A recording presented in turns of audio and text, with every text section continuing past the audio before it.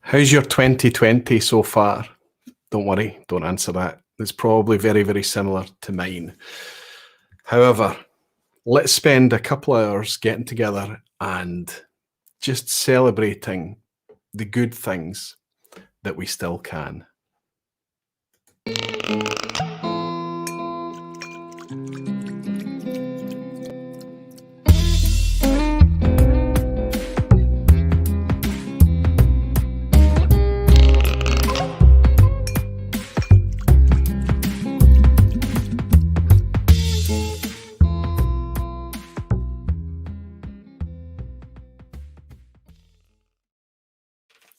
Hello, whiskey folk. Hello. Sorry to start out on a bit of a somber note. This is not going to be anything kind of reflective or depressing or bittersweet. This is going to be fun. It's going to be a celebration because that's what this little pocket of time is about. Just some time away from all the bedlam and all the crazy, all the things that's stressing us and all the things that's going on in the world right now. Welcome to another Thursday night. Welcome to another vPub, all you beautiful whiskey folk and dedicated barflies. A lot of people have been asking me what the barflies thing actually is. The barflies thing it's a membership. It's part of YouTube. It's a YouTube membership. When you join the Aquavitae barflies through pressing the join button below, you support the channel, and in return you get all of those little kind of custom emojis and things that you can use in the chat if you're joining live. What's really cool more recently is they've updated things so that when you're commenting in the stream, the comment stream underneath the video, so the regular comments, you can also use your custom emojis. So it's nice to have Glencairn emojis and emojis that are to do with the channel and the community and kind of little things that's built up around the lounge. And the barflies have created little kind of things that have come out of, that's been born of the kind of community culture. So that's what the barfly things is about. Tonight, because we are talking about opening bottles a wee bit, if anybody is a member of the Aquavitae barflies and you have access to the custom emojis and you're opening a bottle tonight, use the emoji that is, you can either use the new bottle emoji, which you can press :N EWB, NUB, and you get that emoji. I've just dropped one in the chat, or you can press epic. So :epic, or you can just click on the little emoji thing under the chat and you've got access to all the custom emojis that are there. If I see those emojis popping up, it'll maybe signal to me and help notify me that you're opening something nice tonight. The theme tonight is kind of that idea, but it's not intended to bully anybody to open their bottles.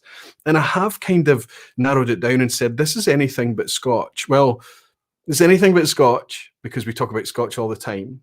We've had a dedicated vPub all about English whiskey, so there's no English whiskey here tonight. And there's no bourbon because we've had a couple of vPubs even in 2020 that have focused more on bourbon. So that being the thing, it's left all of these other fantastic whiskies out in the world there for us to explore a wee bit if we have them on hand. And I have to say, I am guilty. I have far too much of it on hand. And let me explain why. Over my shoulder here, you'll see the lots and lots of bottles of whiskey that have been gifted to me by the community. And that's a wonderful thing. And I'm very, very grateful. What happens is I'm gifted these things when we get together, when we're in a gathering or something. And the idea is that I'm going to have a nice moment at some point in the future with friends who I can enjoy it with and open and enjoy it. Sometimes though, especially in 2020, those moments, they're not coming. They're not, it's almost impossible. I can't tell you how long it's been since I've had people here with me just to sit and enjoy whiskey with. It's depressing, it really is. And mailing it out and sharing it through the postal system, for example, is not only dodgy depending on where you live, but it's expensive. So I am very aware that very much like the samples that people send me, these full bottles that exist, people have given me them in the hope that I'm going to open them and enjoy them at some point. Maybe even be mindful and gracious enough to give them some feedback as to what I thought about the whiskies. So tonight, when we talk about anything but Scotch, that's the theme, is to reach out into those world whiskies that I've been keeping for far too long, opening some of them and sharing my thoughts and things with you. So I'll go through what those whiskies are in a wee while, and I'll tell you and talk to you more about that. There is a guest going to be joining us a bit later on in the show. I've reached out to the editor of Malt Review, Jason, in the hope that he can come on, and he's got an initiative starting on the 1st of November, which is kind of going to follow, I guess, the Sober October and all of these things that are going on just now. And he's actually got an initiative to try and encourage people to, to dust off those bottles that have maybe been sitting there a wee bit too long, open them, let them breathe, and share them if you can, but just open your bottles and enjoy them. We're mortal after all, and while we're here and have the ability to do it, why not? I need to jump in though and welcome some of you beautiful whiskey folk and dedicated barflies. Somebody's already bought me a dram. You start, it looks like Matthias. No, it's Jean de la Cuisine. He's saying, cheers, Roy. I couldn't think of a nicer place to spend my birthday than right here in these trying times. Jean, I'm very, very privileged that you would spend your birthday evening hanging out with your fellow barflies and myself. I'm very, very glad that you've chosen to do that. And I'll raise a wee glass. Everybody, Jean de la Cuisine, one of our regular barflies, many happy returns. Happy birthday, my friend. Slanjava to you. It's nice when we've got a birthday happening. Who's joining you tonight? We've got Macallan Fine and Rare Doc, always my friend. Good to see you, my wonderful friend over in Germany. Bittersweet right now because we would normally be planning a get-together in Germany around about this time of year. We've been over at Frankfurt a couple of times, and a wonderful picture came through from Jez Batty. He joined us there last year. Akshay, I would like to thank you very much for your support. You've just joined my patronage. Thank you very much. I'm trying to find the picture that was on Jez's phone. And this is our friend. You might have saw a picture of him. This is the second week in a row that Rolf has had his picture on the show, but you can see Rolf here. I don't know if it's going to focus on our Rolf. There you go. And in that bottle there, it's a water bottle. But what is actually in that bottle is the spoils of what was left of a Lot 40 cast strength after a Don Livermore tasting. Jez Batty asked if you could take a wee sample, and he decanted what was left of the Lot 40 into that water bottle so the barflies could share it a wee bit later. And that was a really fun picture to see of Rolf. But of course, it comes with that bittersweet pang, doesn't it? Because it's been so long since we've been able to get together. Recently on Twitter as well, Mick O'Donnell, Bert Smedley on Twitter put up a wee post just talking about the fact that a year ago it was the Glasgow event as well, and this was a wonderful thing. Everybody gathers on the Friday night at the pot still normally, gets together, have a few drams.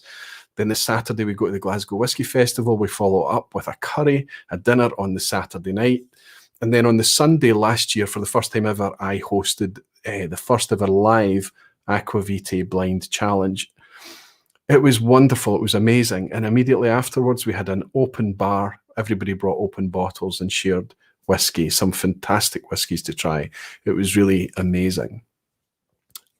Talking about that and realizing all of that is what kind of stimulated me and inspired me to do this theme tonight, to kind of celebrate opening these bottles, to celebrate the community, the fact where these bottles have come from, these gifts from the community. And okay, we can't get together in real life, but we're fortunate that we have the technology to be able to gather online, and it's a real privilege to be able to do that. Kresimir is here, my friend. So is Marcus Kreitner. Hopefully Christina's with you, Marcus, as always. Greg's Whiskey Guide in France, Radek, Hellswood, Whiskey Central, that's Shayla. Hoping that Shayla can join us soon as well. She's creating her own stuff there on YouTube. Good to welcome you in, Shayla. Good to have you here. Whiskey Pilgrim, Donald Rance, Time for a Dram. That's Gregor McQuee out in Portland. Carol Van Wallingham is in, I think from Belgium, Carl, is that right? I've had the pleasure of meeting you, of course, in Edinburgh. Service Alafis was here in Glasgow. That's Andres from Norway. Erin McFault has been here a few times, and I've met Erin in Europe as well. Shane Lay is in. Good to see you, Shane. At Rossford, that's Elmer. I met him in the States. Jimmy Legg. Jimmy, we've yet to meet in real life. I wonder what's going to happen when that day comes. Akshay is here. Thank you very much, my friend. As I said, Alistair Gray, Ardbaggy, Andy, so wonderful to welcome you in, my friend. Willie Dolier, I hope you're keeping well, Willie. Nice to see you and nice to welcome you as always. Graham Young, my friend in Canada, wonderful to see you. Maybe you're hanging out with Gino tonight, I'm not very sure. Nice to welcome you in, Graham. Chris Pollack is here. Frank Peathead. Charlie is in from Norway. That's Kino Dot. No, Kino Got. I don't know if I'm pronouncing that right, Charlie. Let's just stick with Charlie. That's easier. Menno is in from Belgium Multi-Mission. Hoyt is in from the US. Porter Wilson 2020. Looks like a brand new name. Talking about how much speed they're getting out of something or other, 20 to 25 miles per hour. It's nice to welcome you in, my friend, if that is a new name. Whiskey 101 is here. Rolfie is actually in the chat tonight. Wonderful to see you. That's Ebhead Rolf. Great to have you in, my friend. Whiskey Novice Jim from Northern Ireland. Wonderful to have you, Jim. I hope you can hang out with us for this evening. I hope you're not working too hard. Stefan Novak, so good to see you, my friend. I received a wee gift through the post today from the community. Tom Bueller Bells is in. That's Tom. Welcome into Patreon as well, Tom. Thank you for your recent support. I received a wee gift from the community. You might have heard me telling stories. I don't know if it was in the live stream or on the lock-in with patrons only, but I talked about being in Islay a couple of weeks ago and the mission that I had with my son in order to try and go and find otters. And we failed. We didn't manage to find the otters despite trying really, really hard. But one of the guys that I met in Glasgow last year was Chris Banks Wildlife. And he'd gifted me this really, really cool wildlife book that had a little section on it in there on otters that I read before I went to Islay. What he also did for me, and this is quite amazing, is he heard that we weren't able to find the otters on Islay. So he put together a wee package. My son was absolutely blown away by this. For I guess for me, he's given me this kind of cool little plaque that he picked up. And it says Slanchuva on it, to your good health. Never has that been a more fitting greeting, obviously, to your good health. A cover letter. And obviously, Chris Banks Wildlife, he is a wildlife photographer. That's what he does. But he's also given me, and I hope I can open it, this amazing picture that I'm going to have framed. Now, my son seems to think that this is going in his room, but if you don't mind, Chris, it's not. This is going to go in a much nicer spot. This is a picture of, I think it's Doodle, the otter, that Chris was able to snap while he was on Jura. Have a wee look at his website. He's got a fantastic website with a lot of his work on it there. Chris Banks Wildlife. If you search Google for Chris Banks Wildlife, you'll find him. But I can't remember if it's chrisbankswildlifephotography.com or just chrisbankswildlife.com. Chris, you've been a supporter of the channel. You've been a friend of mine for a long, long time. Your generosity knows no end, my friend. But you put a very big smile on a 9-year-old boy this evening. He's very, very chuffed to have that wee picture in the house. Thank you so much. I intended to open this tonight, but I made a bit of a mistake. Look at this. This is a Italian single malt, 5-year-old Italian single malt from Puni Distillery in Italy. This is their gold version, and it looks sealed, doesn't it? But this is how bad the problem is in the house. I'd forgotten, and I think it might have even been on a vPub, actually, thinking about it, that this has already been opened. This was amongst my sealed bottles. I actually noticed that I've almost missed a dram from Whiskey Novice Jimmy saying, don't often get in anymore, Roy, and I can't hang around, but have a dram on me. Cheers. Aye, I know you're working awfully hard just now, Jim. We are missing you, my friend, but it's nice to have you drop by now and again and picking it up on the replay. Cheers, Jim. Thank you much, my friend.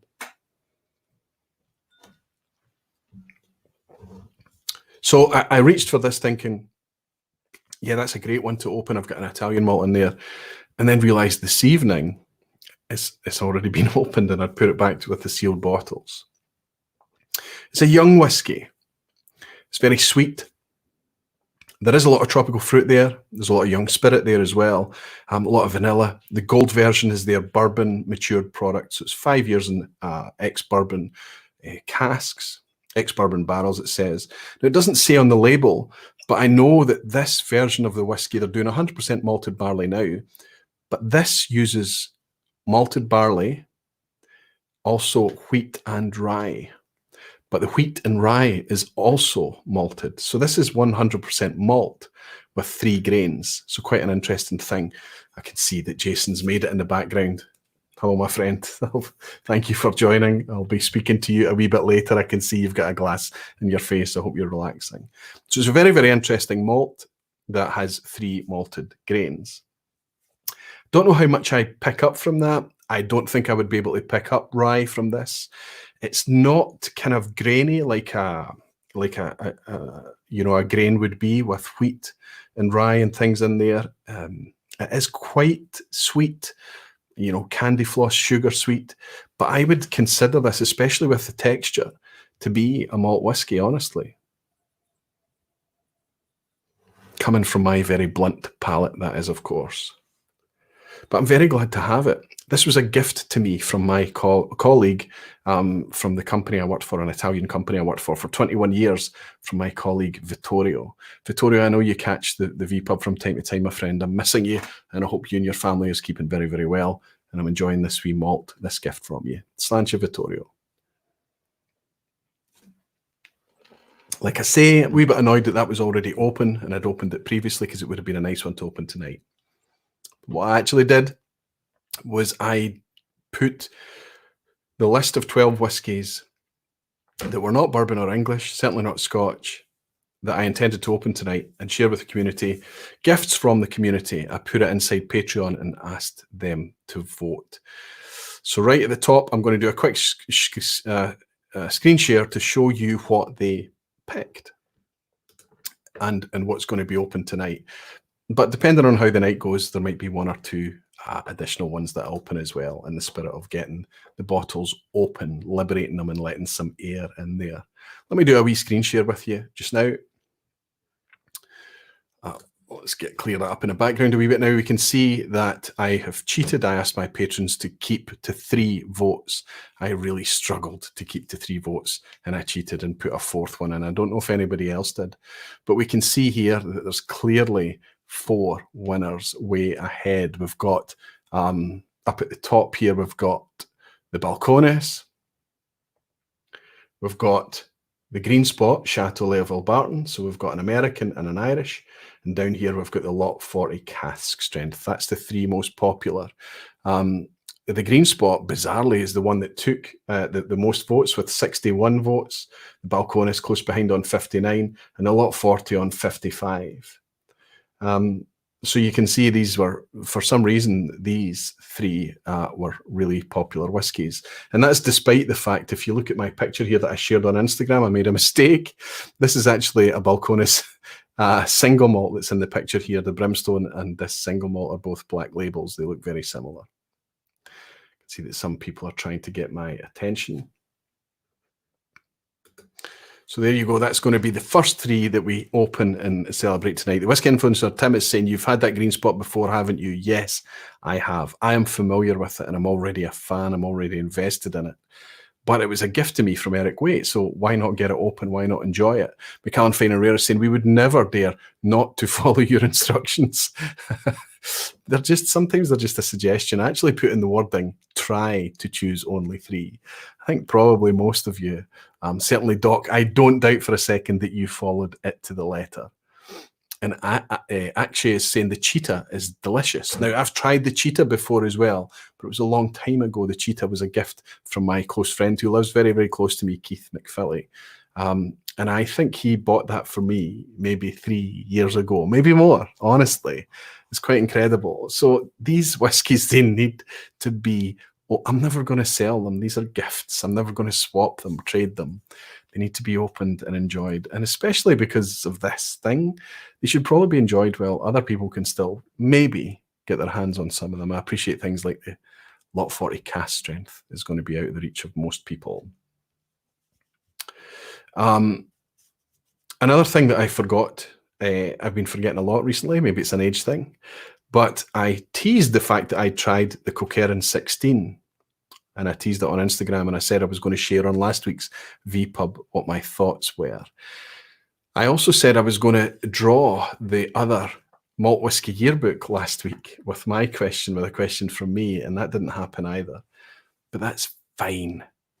because it meant that I could ask people to put a comment in under the video, and I could enter them into a draw, and I could draw it tonight. So it meant that people that were picking it up on the replay have a chance of winning the book as well, not just the people who were joining live.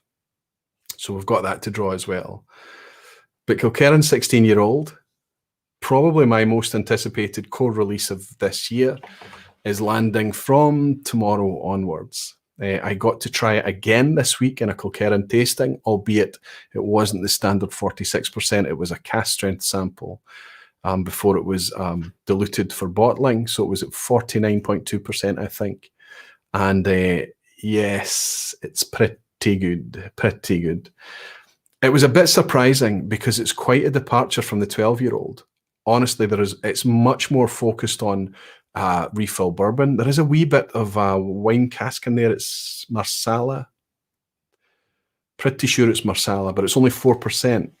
So really, I don't think anybody would pick that up unless they were told to look for it. I would certainly not be able to pick it up. But that Kilkerran 16 on the finish, there is on the finish a lovely kind of syrupy, slightly cloying, slightly sugary sweetness.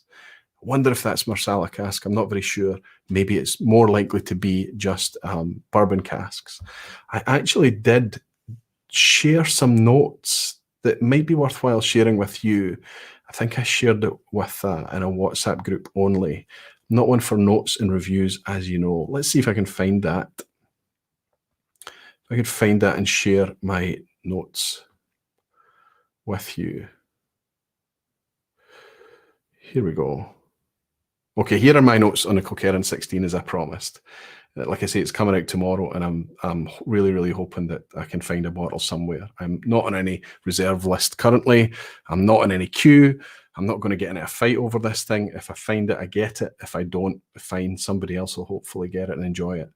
But I've said it's pretty excellent, but there's a cloying sweetness on the finish I can't put my finger on. The experience isn't sweet, lightly spicy, and even minerally. The 12 has more bourbon-rich, sweet flavours happening, and a bit more peat smoke and aromatic Campbelltown. This is lighter on cask, lovely malty and buttery, slightly doughy. Then on the finish, this is sweet liqueur-type finish that's really hard to compare. Fruit syrup, alcoholic fruit syrup. Still, I want more. It was only a small 3cl sample that was in the virtual show tasting pack. So there we go. That's the Kilkerran. I'll jump in the chat and speak to you guys for a second, then we'll draw this book. Green spot for me is one fine dram, says Kilco. I finished my only bottle not too long ago, and I miss having it available. Was that the Bordeaux finished one, the Léoville Barton one, Kilco? This one's a cracker. It's one of my favourites. Oops, I need to catch up with the chat. The Whiskey Influencer Tim is saying, if you had to choose the Kilkerran 16 or 12, what are you grabbing? Listen, I don't know the 16 enough yet. I've only had 2 samples, as I say, a 3cl and a 2cl. It's not enough to really get your teeth into, right? So based on that, probably I'd just stick with the safe 12 because I know how much I love it. But I already think that Kilkerran 16 is different enough. It's a departure enough from the 12-year-old to be really compelling in its own right. And honestly, the retail price has been announced. And it's a 16-year-old Campbelltown single malt, naturally presented, natural colour, of course, and not non-chill filtration for £56, 46% ABV. So there you go. It's there's only 9,000 bottles globally, so it's going to be, that's about the same as the release of a Longrow Red, let's say. So it's going to be difficult depending on where you are to get your hands on it, but it's not like we're going to buy it all up in Scotland because we've got our allocation. Once that's gone, it's gone, and it's going to be the same throughout the distribution network. So some of it is going to get to where you are if it was destined to go there. Don't panic about it. Especially if you're in the States, there's a very good chance it's just going to be sitting on the shelf at some point in the future.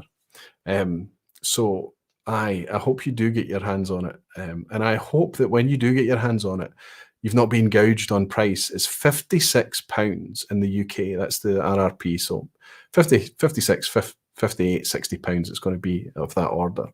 I would hope you don't have to pay any more than that, because if you are, it's the supply chain that gets that extra money. It's not Glengyle, it's not Mitchell's that's going to get it. Whiskey Weekend Drama's in. Good to see my friend. That's why I ordered a second bottle. Wow.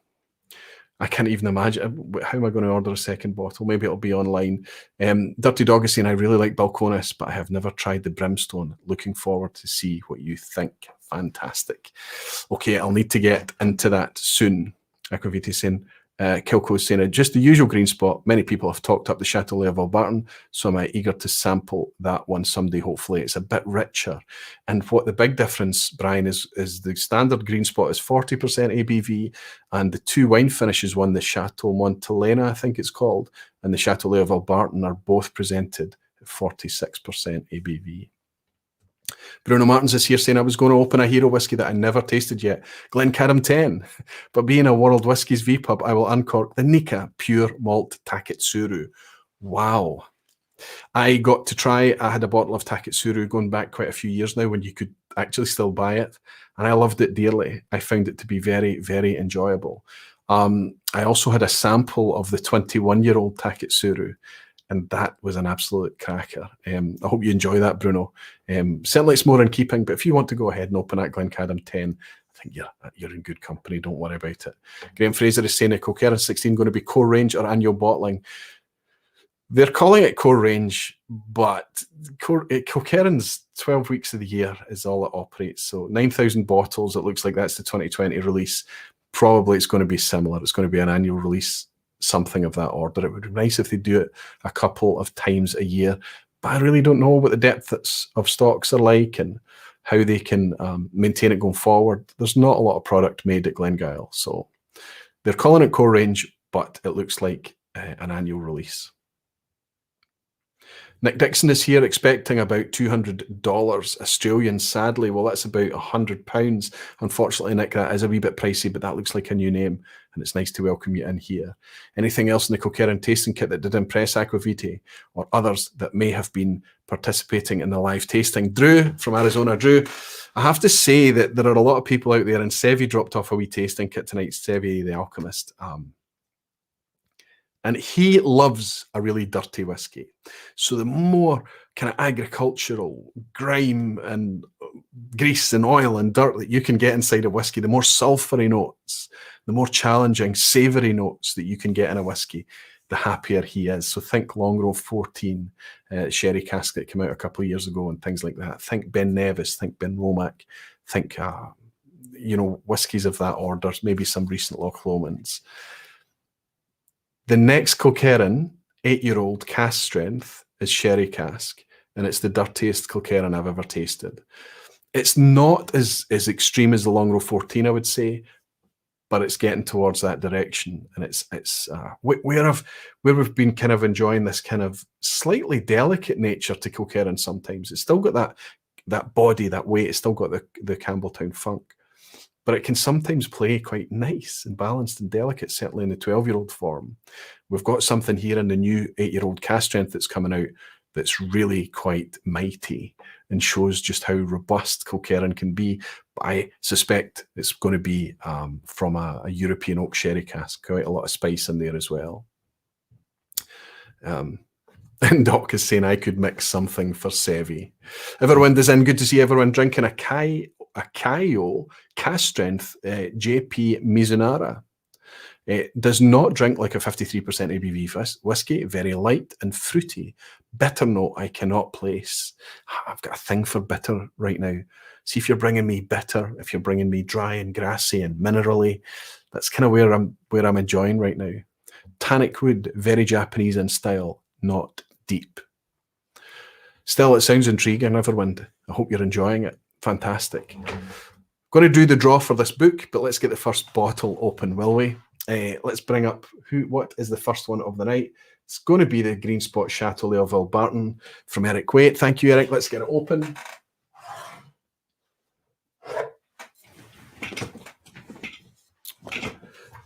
This is a genre of whiskey that was almost lost.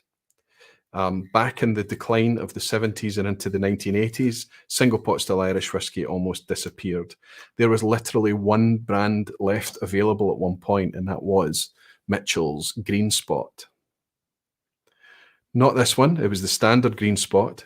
Now we have Green Spot with wine finishes, we have Yellow Spot, we have Red Spot, and we have Blue Spot. Cheers to Eric Waite. Thank you, my friend, and I apologise it's been so long for me getting into this one. Now, I believe this to be natural colour, but it's a Pernod Ricard product, so I'm not actually 100% sure, and they certainly don't write anything on the label. The wine is there. It's just out the bottle, neck pour. The wine is sitting on the top, all those red tannins. A little bit of malt. And the sweetness is like I don't know, something, maybe like a poached pear or a cooking apple. So we'll let it breathe for a wee second. First bottle of the night opened. Job done. Hellswood is saying, gotta love that initial pop and gurgle. Absolutely. It's the ceremony of it, isn't it? McCann Fine and Rare is saying, are you sure it's from Eric? I wonder what makes you say that, Doc. Did you buy me one? Did someone else buy me one? I know that Eric bought me a bottle of this when I was here. Is Eric Waite in tonight? Pierre is saying, okay, I'll do the thumbs up everyone thing tonight. I have to say, I do enjoy the thumbs up thing. I do enjoy when we get that feedback. And I tell you what was really reassuring. Can I thank everybody for last week? That was a wonderful session we had with Ingvar on. He had a wonderful time. I enjoyed having him here. The feedback I've had from you guys, from the community, was that you would love to have Ingvar back again, and you enjoyed having him on, the guy who writes this book. And he was blown away by the interactivity, the generosity, the knowledge, the positivity, everything that you guys do, and the fact that you all kind of encourage each other to leave thumbs up. We like this. We like this thing. We like this community. We want to leave our thanks by, and it helps the creators.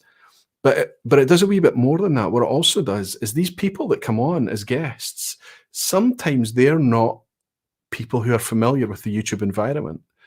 They don't really know what it's about. And when they see the fact that it's enjoyed and celebrated like that, and people are leaving feedback, either in comments or leaving a thumbs up, a like, that's encouraging for them, and they feel like they're stepping in to a safe environment. So it's not just about helping me on YouTube. It's just about the whole thing. So thanks to everybody who leaves a wee thumbs up. And Radek is saying, absolutely, Ingvar back. I think he will be back, no doubt. We spent about half an hour, 40 minutes, maybe longer after the stream was killed last week, just talking about it all, just chatting. And it's he asked me who else I would like to have on, and I went through kind of the people that I would have still not invited yet that I would like to reach out. And he actually offered to help, to reassure them that the environment that they'd be coming into would be aligned with for them, and it was a safe environment. So I was really blown away. Thank you. The only way that can work, the only way that exists, that's a real thing, is because of you. You are the thing that gives it life. You're the value here. Whiskey Central is saying, I had an email from Ingvar after I bought his book, and he said that he really loved coming on and wasn't too upset with an 8 out of 10 on the quiz. And of course, the quiz that Ingvar sat that night was every single question was taken out of his 2021 yearbook. Willie Dollar is saying, Aquaviti, quality attracts quality, excellent guest and excellent chat. He was a star, Willie, as are you, my friend. Anyway, let's get this book. Let's get it to whoever the owner is going to be. Let's fathom it out. I'll need to do a screen share. I should have this ready to go. And hopefully you can see that. I'm going to zoom in a wee bit.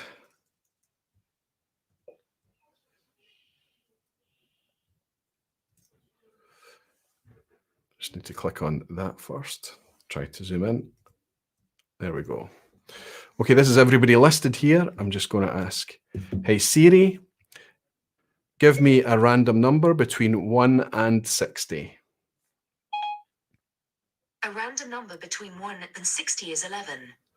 11, Arnie Tiger. Arnie Tiger is the winner tonight. Well done, Arnie. Good for you, my friend.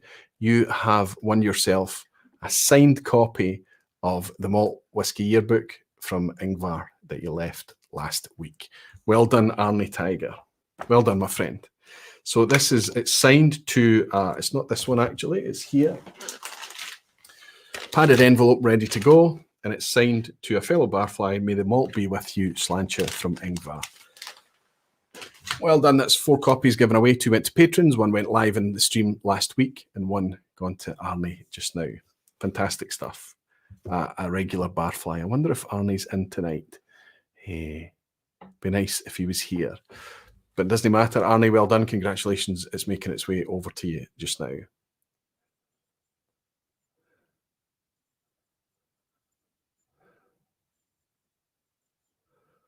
Cheers.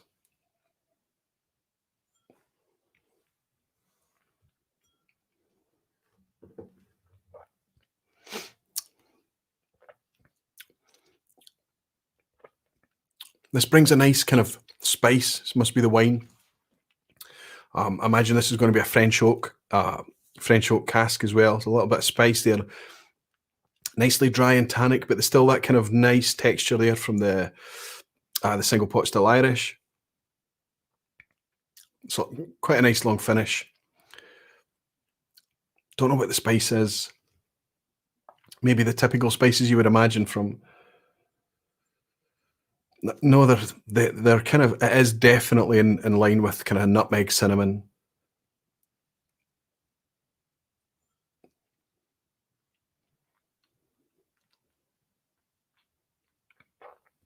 No age statement on this, but it's not young. It's not too young. There is vibrance there. Nice bit of grip. It benefits, this really benefits from being at 46% as well. The green spot, the standard green spot at 40% is lovely, and there's a lovely, really nice oily texture to it. But every time I have it, I just think, well, how much better could this be at 46%? I know you hear me saying that all the time. And I know there's a place for 40% whiskies, it's clear. But honestly, the green spot, single pot style Irish whiskey should be preserved. All the oils should be there intact. That's exactly what that style of whiskey is all about. The fact that they use a significant chunk of unmalted barley in there. It really does give it a very particular style. And 46%, I think, would show that better. This at 46% does do well, but there's other things happening in here, right? It's that the single pot still Irish is suddenly fighting with that French oak. It's fighting with the Bordeaux cask. It's a different take on the style. David On is here. Good to see you, David Roy. Aquaviti. What about Phil from Whiskey Wednesday as a guest? Like his reviews. You know, it's been so long since I've been in touch with Phil. I think we had a brief exchange quite recently. Lovely guy. Who did Phil appear on? Maybe it was last year. Maybe it was longer ago than that. I think Phil and No Nonsense Whiskey did a collaboration together. Great idea, David. I'm glad you're watching Phil's stuff and enjoying him. I like listening to Phil, and he's one of my most trusted reviewers. There was a while there that it didn't matter what Phil was reviewing. If he was giving it a good score, if I didn't have it already, I was sitting up and paying attention because our palates seemed to be very, very aligned. Phil at Causeway Coast Whiskey is saying around 8 to 10 years old. Thanks, Phil. Really nice to have you in as well, my friend. Good to have you here. So there you go, 8 to 10 years old. Young, but fairly mature. Colorless Blue thinks is saying, agree in the green spot. I feel the same about Redbreast. Again, Redbreast, the standard Redbreast is 40% as well. Of course, they do a cask strength version, which is lovely. But again, I suppose they're out there as gateway whiskies. They're trying to get people back in to the profile again, back into the genre, back into the category. But Colorless Blue thinks is saying it loses so much from being filtered, and 40%. Yellow Spot 12 kills them both. Listen, Redbreast 15, Yellow Spot 12. It's a toss-up between the two of them. Which one is my favourite? I would probably say Yellow Spot 12, but the price on that Yellow Spot is a wee bit. I would like to see it I would like to see it a wee bit cheaper, honestly. It's kind of jumped in price in the last 18 months or so. But it's a fantastic whiskey. The amount of people that I've poured that for and given to them, and they've sworn they've been all around Highlands and Speyside, and very rarely do they pick it out as an Irish single pot style Irish whiskey. Very rich, the Yellow Spot 12. Whiskey Influencer is asking if I've had Tyrconnell, a double distilled Irish whiskey. I've never owned a bottle of Tyrconnell, not yet. I have had the privilege of trying it from time to time. It's just one that I haven't got around to yet, Tim. Graham Fraser is saying, cracked open a Balcones True Brew, 100 proof straight blue corn whiskey. Lovely, flavoursome dram. Well, I think there's nothing else to do than get a bit of contrast tasting going on here. Let's get the next one opened. Is it the Balcones that's next? It is. But it's not your typical Balcones, right? The one I put forward, and this is a gift to me from, and I think I'm going to get this right. I'm certain I'm going to get this right. This is from Stefan Novak, who's in tonight. He sent me a bottle of this. And I think it was either Stefan or someone else at the same time sent me a wee sample, so I could have a sample. I'm fairly sure it was Stefan. But he also sent the full bottle. I was kind of familiar with this, but I guarantee you, this is one of those whiskies that you try, and it doesn't matter what you try and imagine before you try it, you're not going to imagine what it tastes like. This will come as a surprise the first time you taste it. This is Smoky Whiskey. Brimstone is obviously the name, and it says made from roasted blue corn. And it's Texas scrub oak smoked. Now, I remember trying to work out how they were doing this. Scrub oak smoked, because you just assume that they're taking some kind of oak and burning the oak to smoke dry the barley, but that's not what's happening. The spirit that they make this from is the same as other corn whiskies from Balcones. What they do with Brimstone is, and I know even me saying it is bizarre, they smoke the liquid. I can't even imagine a process how it works that can happen. It's obviously unique. I've never heard of it happening anywhere else, but it's difficult for me to picture. Maybe one day I'll have to go and visit and ask. I think it's secret, though. I don't think they tell everyone. Anyway, Stefan Novak, slancher to you, my friend. Wow, look at the colour of this. And this is young whiskey, but look at the colour. Fantastic. Corn whiskey. Well, I don't know if they can call this whiskey, actually. The original Tennessee Spirit, it says. I don't think whiskey is written anywhere. Purification through fire. There's one-of-a-kind corn spirit is smoked with sun-baked Texas scrub oak using our own secret process. The result is full as fresh, youthful corn and light fruit notes, married with a bold smokiness. Whether you like smoky whiskies or just have a penchant for big new flavors, Brimstone is sure to be a memorable pour. Aromas of massa, Texas campfire, and powdered sugar, with some stone fruit, peppery spice, and mint. Bold yet balanced, Brimstone is yet another Texas original from Balcones. This is 53% ABV, and sometimes they will put the age on it, but I believe this to be somewhere in the order of 2 to 3 years old, I think. Maybe there'll be people that are more clued in about this whiskey than I am in the chat. Clearly this is smoky whiskey. But it's this is not you. If you're into Isla whiskey and you're like into peat smoke or peated Highlands, whatever it is, if you're into those bold smoky flavors, I'm still not confident that you're going to take to this immediately. I would suggest that maybe the first time you try this, you would maybe take a step back and think, oh, I don't know what that is. I'm not sure about that. And then it would take you a couple of sips, because it's challenging in a very positive sense. There's lots of confectionery here. There's like a boiled cherry confectionery, and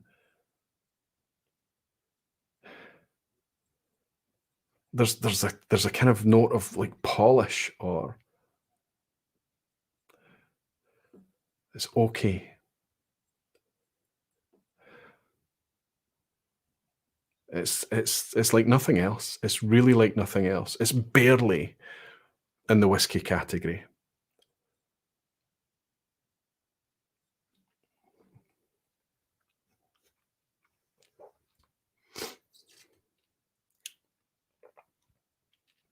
Charred wood, brittle wood, soot, sweet, super sweet.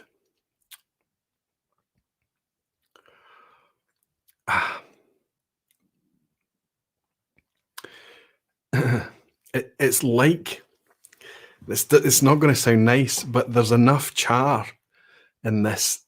It's like you've bitten into some charred wood a little bit. But there's lots of fruit, there's lots of sugar, there's lots of confectionery. It's like a brown sugar thing. And what was the tasting note that made me kind of raise an eyebrow? Was it mint? Peppery spice and mint. Texas campfire, yeah. Powdered sugar, backed by stone fruit, peppery spice, and mint. I'm going to leave it for a little while. This is going to benefit this from sitting out for a little while.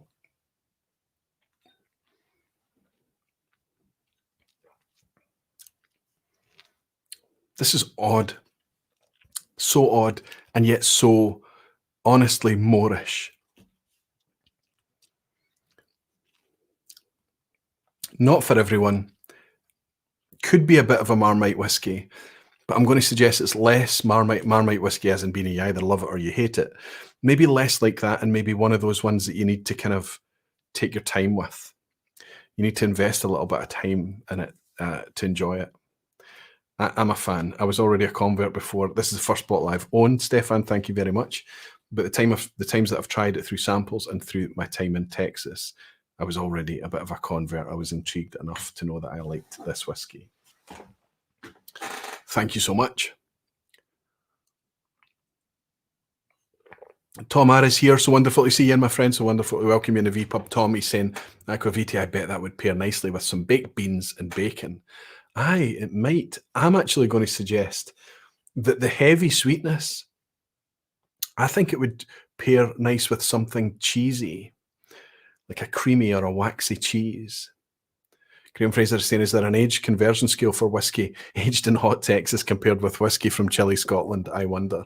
I know, Graham, it's amazing. It's sometimes if I pick up the other whiskey, I bet there's an age statement on this. This is the 53% again, Texas single malt whiskey. This is the number one classic edition.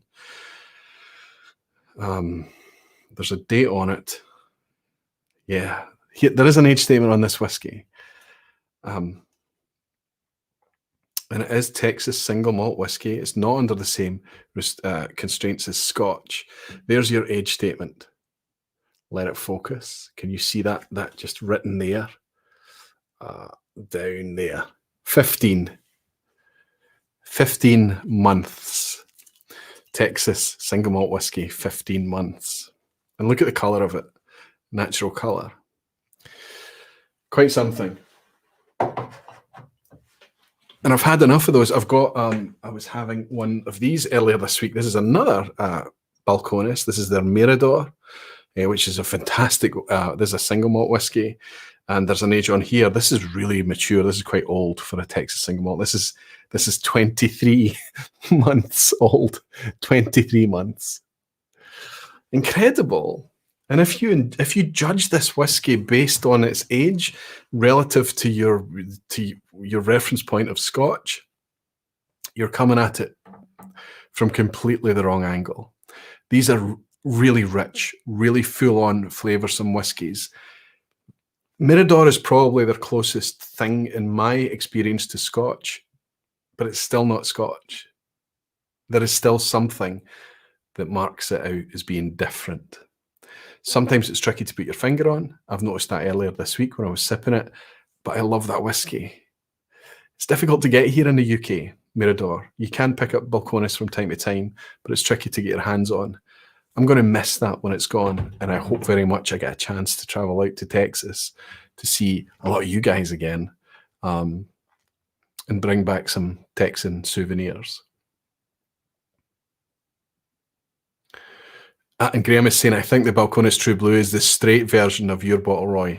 So that's when they actually mature it without experimentation, and they can actually call it corn whiskey. I think you're right, Graham.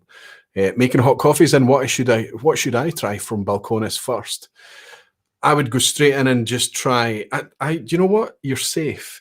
If you're a beginner, and if you're starting out, maybe not the Brimstone, and watch the ABV, because a lot of them are high ABV. You can get some that are down in the 40s. So if the ABV is going to be a barrier for enjoyment for you, go for one of their more standard releases. But honestly, making hot coffee, I think you're going to be safe regardless of what you pick up. You're going to have a nice rich, flavoursome dram. It was your name was making me think hot coffee there. I guess you're in the States. Nice to welcome you in, my friend. Andrew Piers is saying, fair play for them putting such young age statements on there. Absolutely, and it's handwritten. It's in a little kind of silver marker pen. Harrow is saying, I did taste a single cask PX Balcones, and it's great and full of flavour. It was under 3 years old.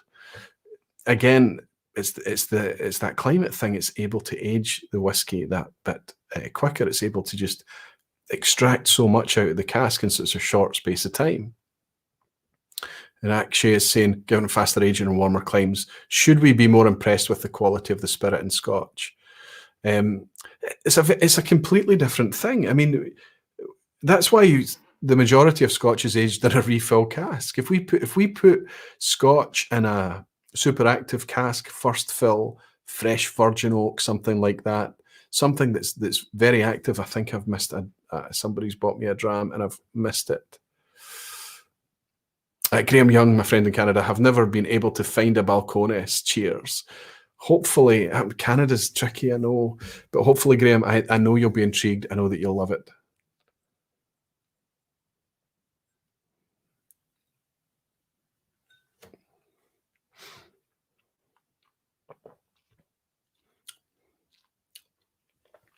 Scotch is, if we put Scotch in a really active cask, that's why we use refill casks. It's designed to go into that quiet cask and in a colder climate be aged and matured for a longer time. And that's what marks it out as being different. It's that slower maturation over a longer period of time in a cold, damp warehouse, hopefully, it ends up we have a different product.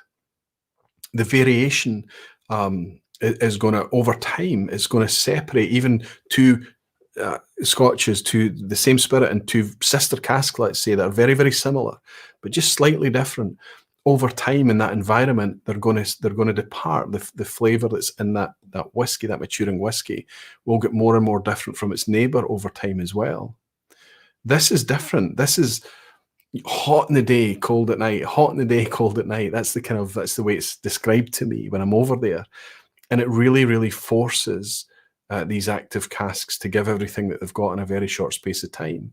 So you end up with something that really plays quite differently on the palate. No better, no worse, just wonderfully different. Flavor Chase is saying Amrut Fusion has been around for a while. I've forgotten malt, I think. Still great value for the complexity on offer. I'm actually a fan. It comes out at 50% ABV. It's not too expensive.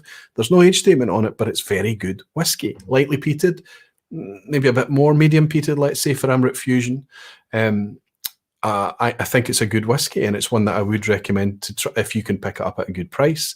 I would recommend Amrut Fusion. One of those bottles that benefits hugely from being left open. So if you're pouring a neck pour it in a glass and walk away. I remember my first couple of drams of Amrut Fusion being quite challenging, and then it ended up being something that I loved. Graham Horner is saying, had a classic laddie in coffee the other day. It was unbelievably tasty. Not bad, Graham, not bad. Whenever I'm drinking coffee, I need to be staying away from the alcohol. I tend to be having coffee at the start of the day. Anthony Kozinski is in. Good to see you, Anthony. He's saying, cheers, Roy. Nothing like a vPub after a long day. Ever tried Swiss Santi Smalt or Sainty Smalt? I'm not sure how to pronounce it. They're, oh my goodness, how do I pronounce that? They're Dreifaltigkeit. It's aged in beer and finished in wine casks.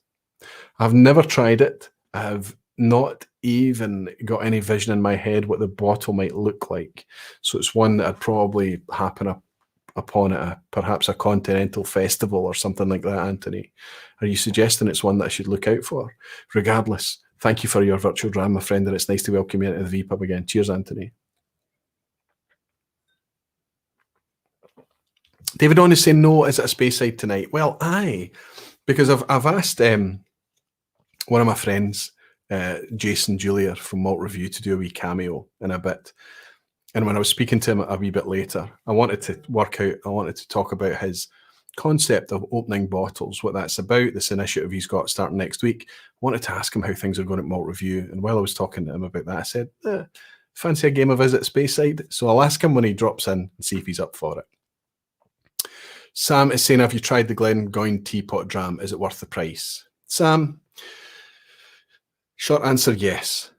Longer answer, it's 8-year-old plus whiskey. If you were to put an age statement on teapot dram, it would be 8 years old. That wouldn't be the full story. Of course, we know that there's the newest batch 7. There's 14-year-old in there as well. So it's all over that kind of price point. Glengoyne, I celebrated the bringing out their teapot dram at £90 and then keeping it at £90 for maybe 2 or 3 years. I think it was at least 2 years. Batch 5, batch 6, £90. And then it took that jump to 120. Now, what happens when they make that decision is, unfortunately, what you tend to do is give the loyal fans, you give them a bit of a fright and they take a pause and they step back. And that's what happened to me.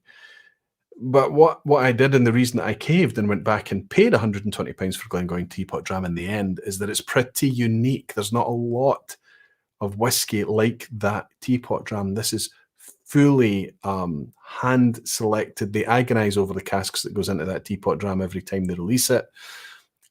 First fill, Oloroso, young, bold, cask strength whiskey. It's wonderful stuff.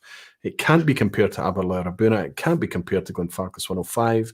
There are a few whiskies out there you could argue, maybe occasionally from the Glendronachs, and that you could put it close to, but really it's quite a unique thing. What's happened now is where it used to be a whiskey that I would buy and enjoy and share at £120, just that £30 price jump has meant that it's something that I'm going to be a lot more precious about. I'm not going to get through a second and potentially a third bottle of it. I'm going to buy one and savor it and enjoy it. And that's kind of what the price jump has done for me. Once it's in the £100+ pounds, it's not easy to kind of just drink it willy-nilly. It's suddenly become quite a special thing. I know a lot of that's psychological, but that's a big jump. That was a 33% jump in price. But I'll go back to my short answer, my friend, and I'll say to you that, Sam, aye, if you've got the money, if you can afford it, it's a real treat. It's not elegant and mature like other Glengoyne.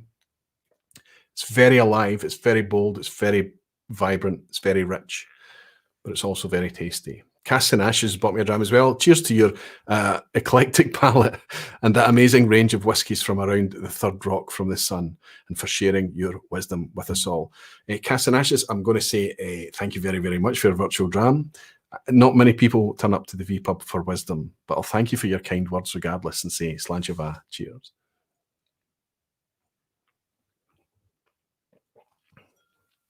Oh, wow. Going back to the green spot, it's like taking up, it's like picking up a nice fruit pastel compared to the brimstone. It's really rounded and soft and sweet. Quite a difference. One of the most amazing things. I don't recommend that anybody sips whiskey like this in order to analyze the whiskey, to get under its skin and really dial into it. I think it's just fun and stimulating when you sip backwards and forwards and taste whiskies like that. It's good fun. Let's get on. We're not messing about tonight. We're going to open as many whiskies as is appropriate, and I'm going to go on and open a gift to me that was brought to me by Graham Young. I was fortunate enough to have the Lot 40 12-year-old cask strength gifted to me from Daniel Whiskey Throttle a couple of years back. I loved it. I didn't drink much of it myself. I shared the hell out of that. It went into sample bottles. I was gifted everywhere. I shared quite a decent sized bottle with Ralphie, who was very gracious and seemed to love it. Because it's so difficult to get a hold of that kind of product here in the UK, I made sure I gave it to loads and loads of people. Scott Adamson at Tomatin was very, very grateful to have some of that from me as well as going out to the community. So it didn't last long. And I was a wee bit sad when it did finish because I thought, God, I don't know when I'm going to see that again. And then Graham Young visits me with the 11-year-old cask strength. Quite amazing stuff. Celebrated widely. There was a 12-year-old, then there was a 11-year-old. Was there a 10-year-old? I don't think so. I think the most recent ones have gone non-age statement. I'm not very sure. I'm not very up to speed on these. Well, this is going to be tricky to open. But I know this is a precious bottle. It's precious to a lot of people. I don't know what it's worth. It's probably worth quite a bit more than it was when it was first out. But for me, it's a gift from my friend Graham Young. He was over here with his family last year, and along with that Gagetown that you see here, it's still taking a while to mature, that thing. I've had a couple of drams out it, and you can see that the applewood that's in there is taking a long time to give up any colour at all. This is very sweet. This is sugar sweet. This is confectionery spirit. This is 100% rye. Well, I think it's 100% rye, straight rye whiskey from Graham Young. I think this probably suffers a wee bit at being at 40%, but it's a kind of home experiment thing. They give you the applewood, you open it up and you drop in the applewood and mature it. But this applewood is a good example of the different kind of things you're going to get when you build a cask. Each stave is going to act a bit differently. Some staves are going to be more active than others, of course. And Graham's over in Canada matured much quicker. Now, that's nothing to do with climate because we're doing it in our houses, right? But this has still been quite stubborn. I think that's just about as much colour as that wee piece of wood is ever going to give up, right?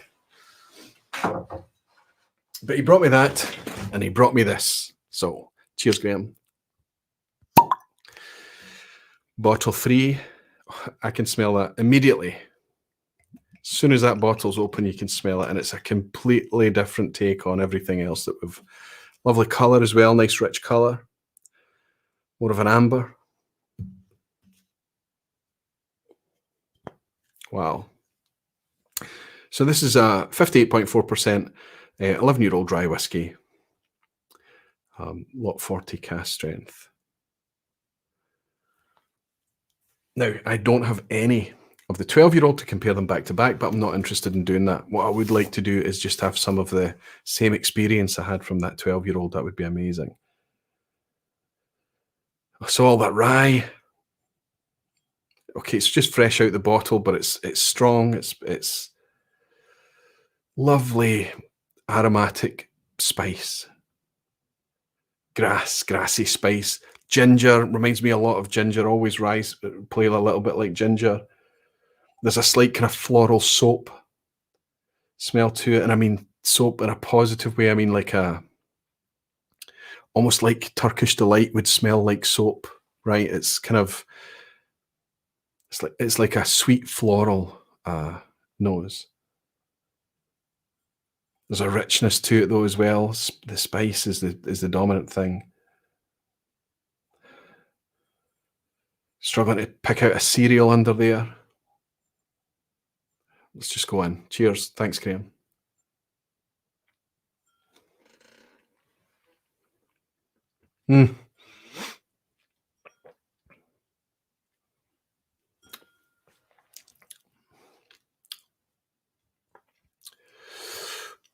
Just a wall of flavour from a completely different direction to anything we've touched tonight.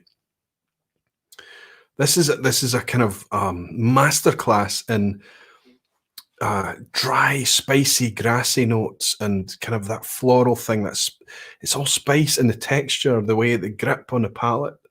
It's alive. It's completely alive. There's an effervescence and a lovely fizz. The finish is long. This is very close to the experience I had with the 12. Now, you might be able to pick up lot 40 where you are, but I think the lot 40 with the paler coloured labels are going to be at 43% and things like that as well.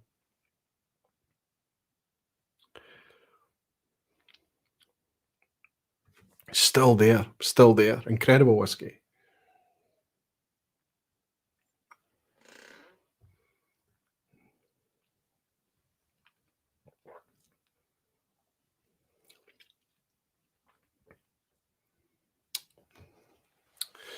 Good God.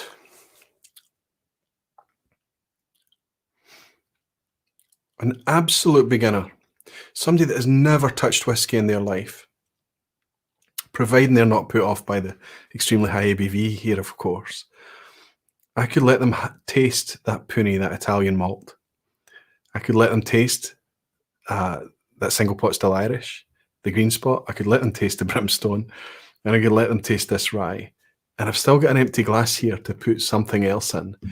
And there is no way an absolute beginner would only taste whiskey and nothing else. These are hammer blow demonstrations of just how much variation and how much flavor choice that we have enjoying whiskey. It's quite amazing. Just before I go in and reach out to my pal Jason, who's been waiting in the background, we didn't schedule a time for him to come on, but I've been banging on for about an hour or so now, so I'm going to reach out to him. But I'll share with you guys, like I always do, a couple of tastings that I'm involved in that's coming up. Tomorrow I've got a clash. There's a Springbank thing on, but I don't think I'm going to be able to attend. I'll need to pick that up on the replay. It's one of the wonderful things about virtual tastings. If you can't make it, or if you're double booked, you have a chance of picking it up on the replay. But there's a Springbank thing tomorrow that I'm looking forward to. I did the Kilkerran one earlier in the week, and that was interesting.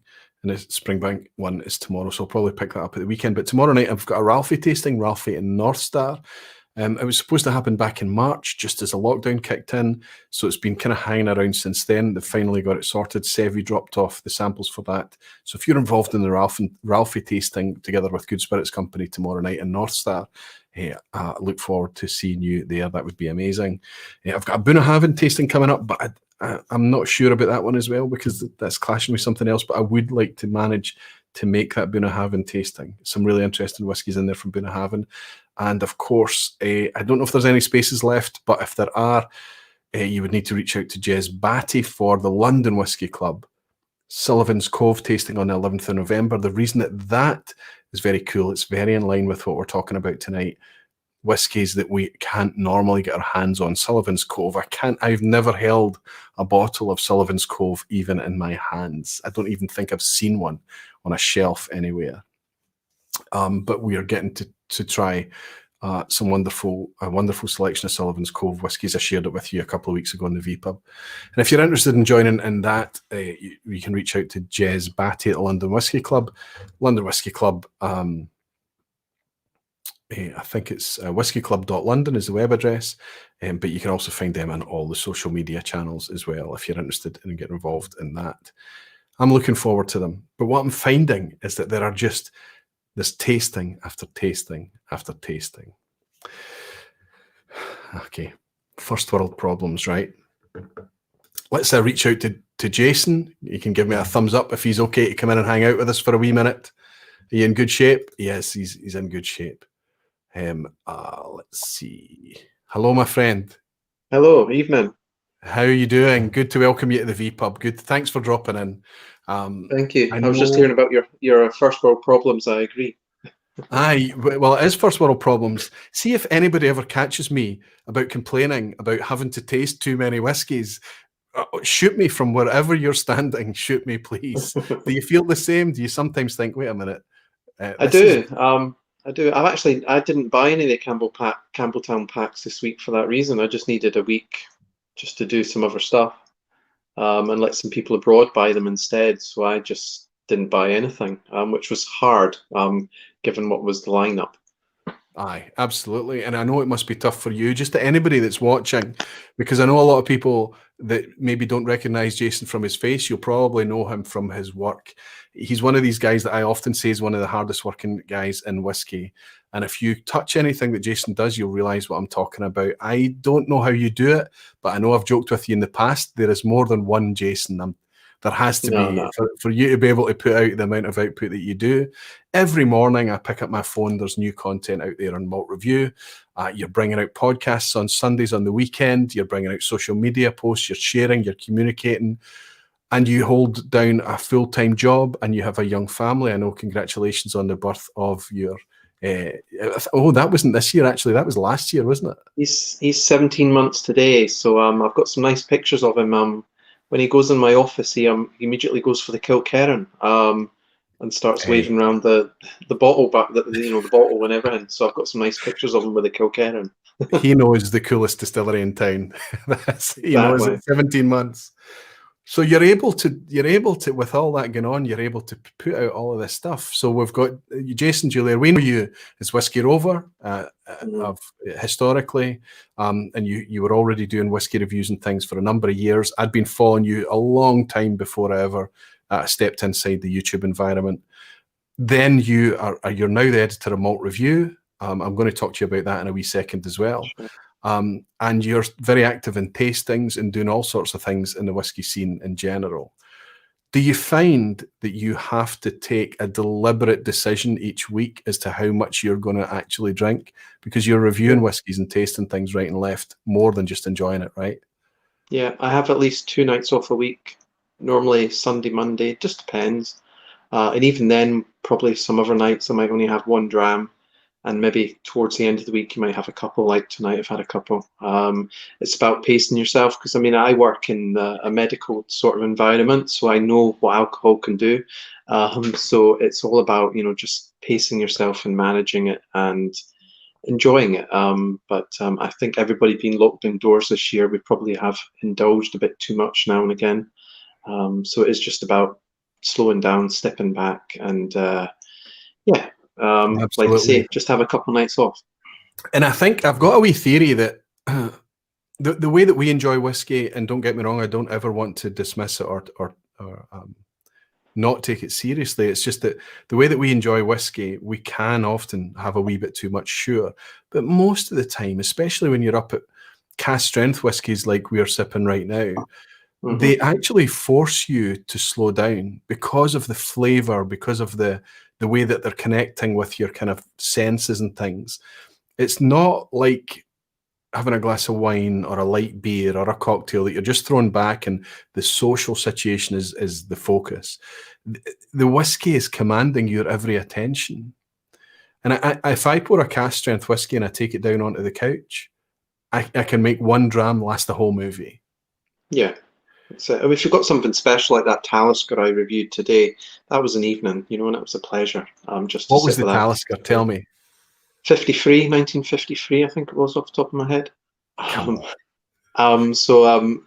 When you have something like that, it's amazing. But like you say, I was on a Brora tour many years ago, a VIP tour, and there was a new guy who lived with us, well, not lived with us, but overlooked the distillery, and he was knocking it back like wine, and we had to look after him during the tour because he was not getting what whiskey can do. So I think you've just got to be really aware. That's naivety, yep. And we've all suffered. We've all probably abused whiskey, and if you do abuse it, it does take your trousers down.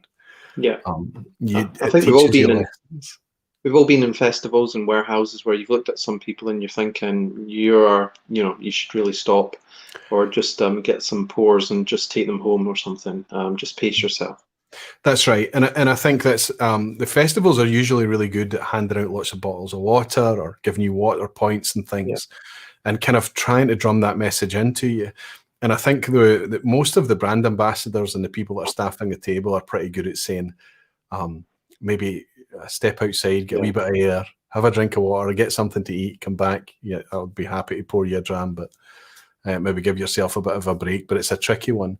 I've actually got a list of topics for vPubs in the future, and one of them is exactly this topic.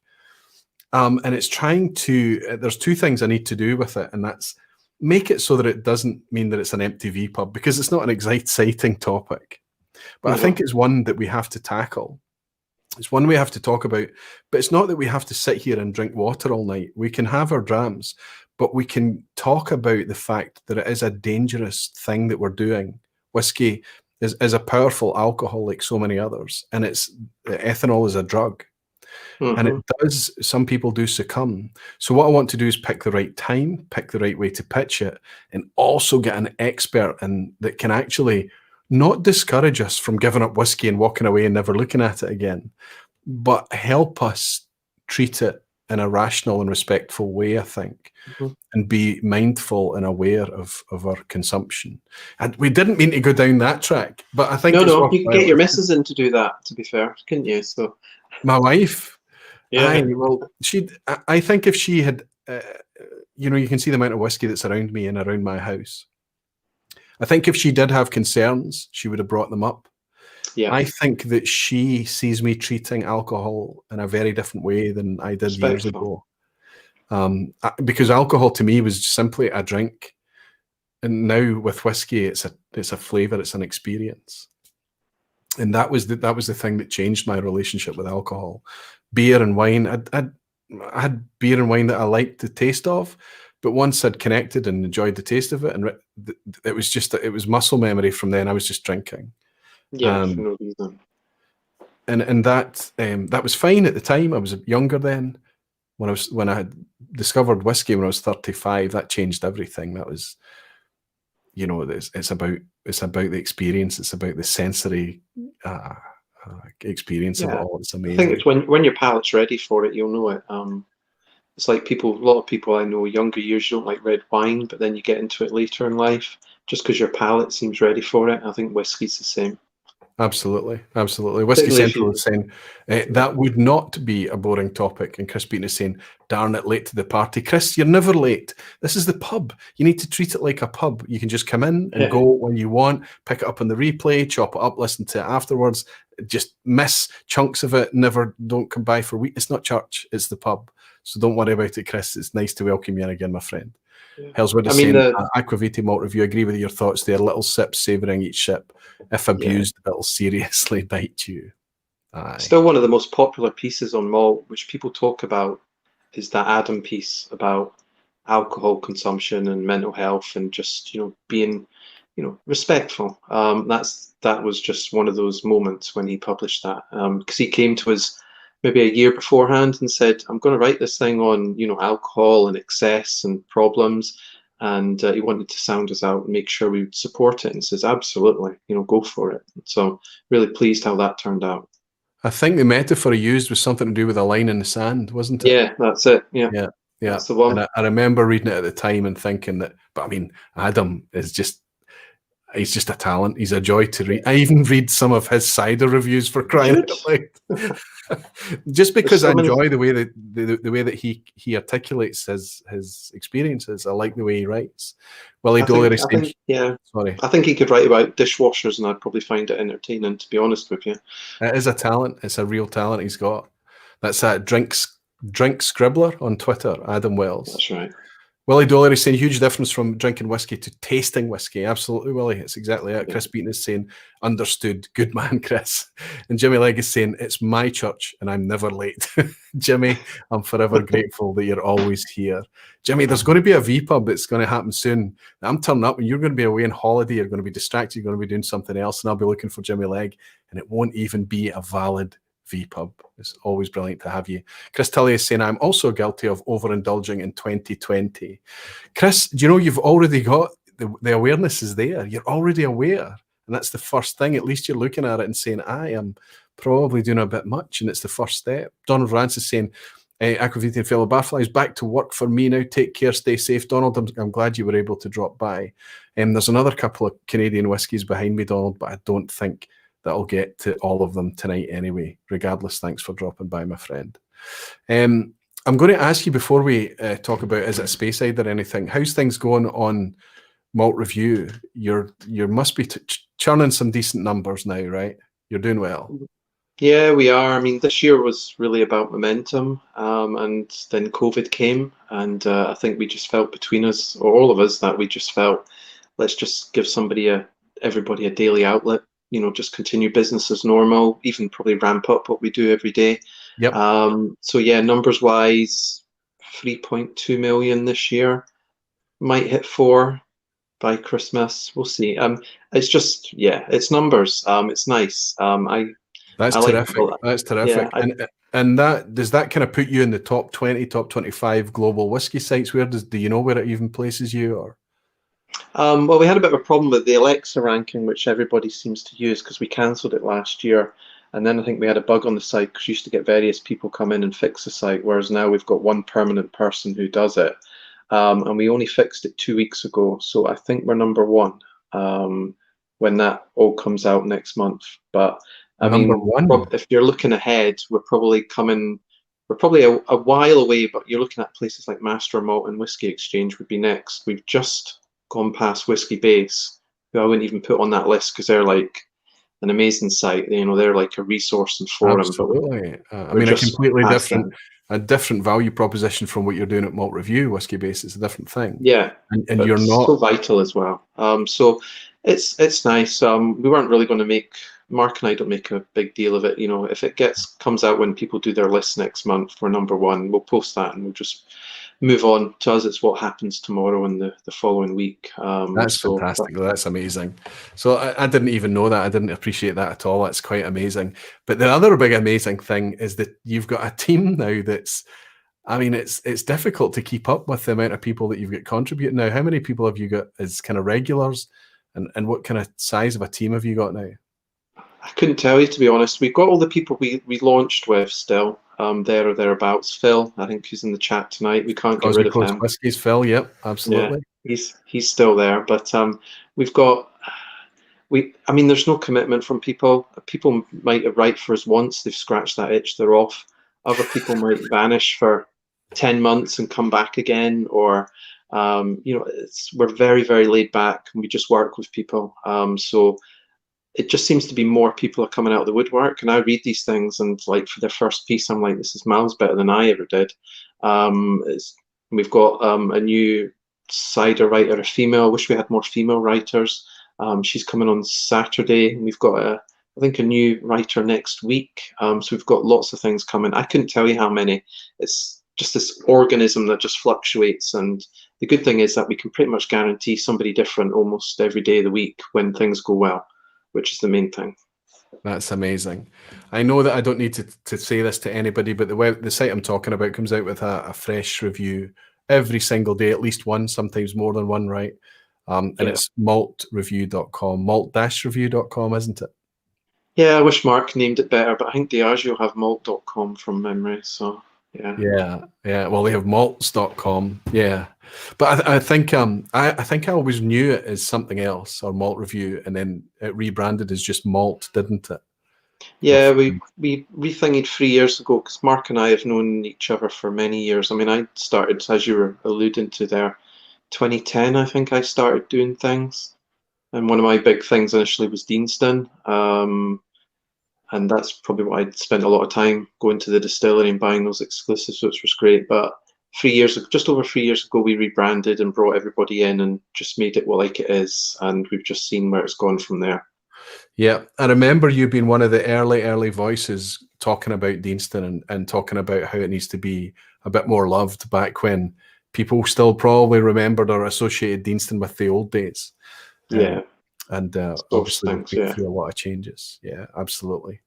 Well, congratulations, Jason. That's amazing news, and keep doing it. And honestly, I have to take my hat off to you, and just the amount of work, the amount of effort. You must have a very specific brain that works in a very diligent way, very tenacious way, because you do just churn the content, and it's a skill. Honestly, I have to tell you, it's a talent.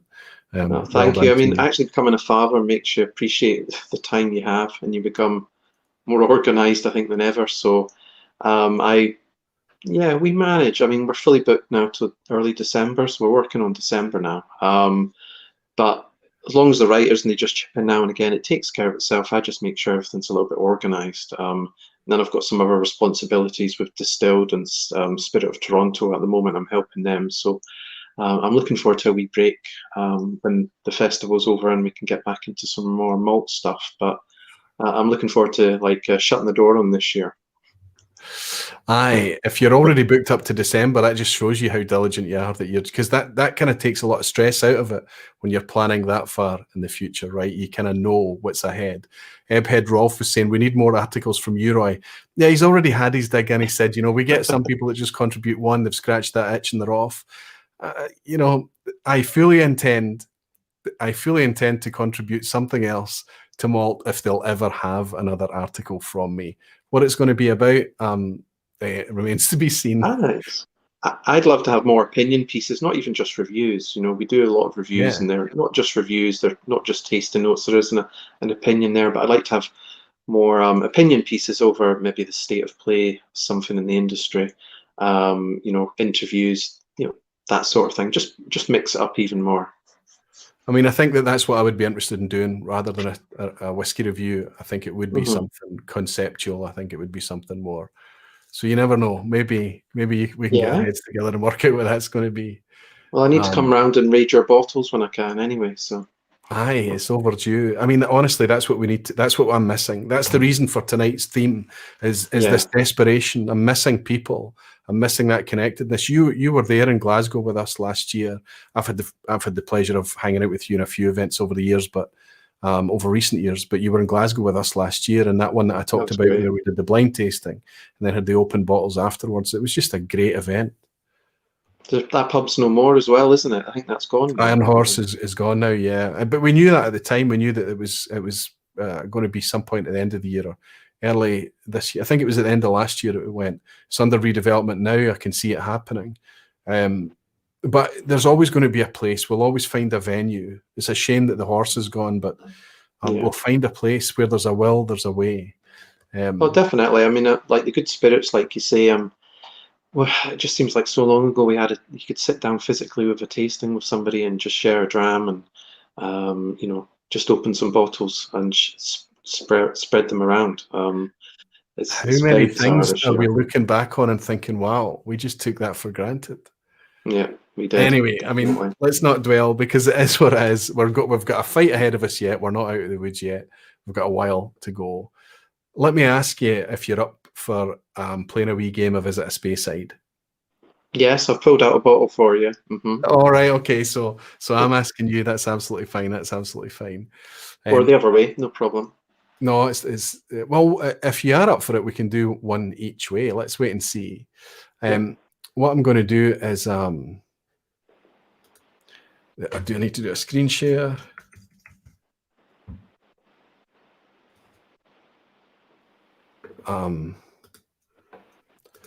Let's pull it up on here. Actually, that would be better. I should have had this already. It's running a wee tiny bit late tonight.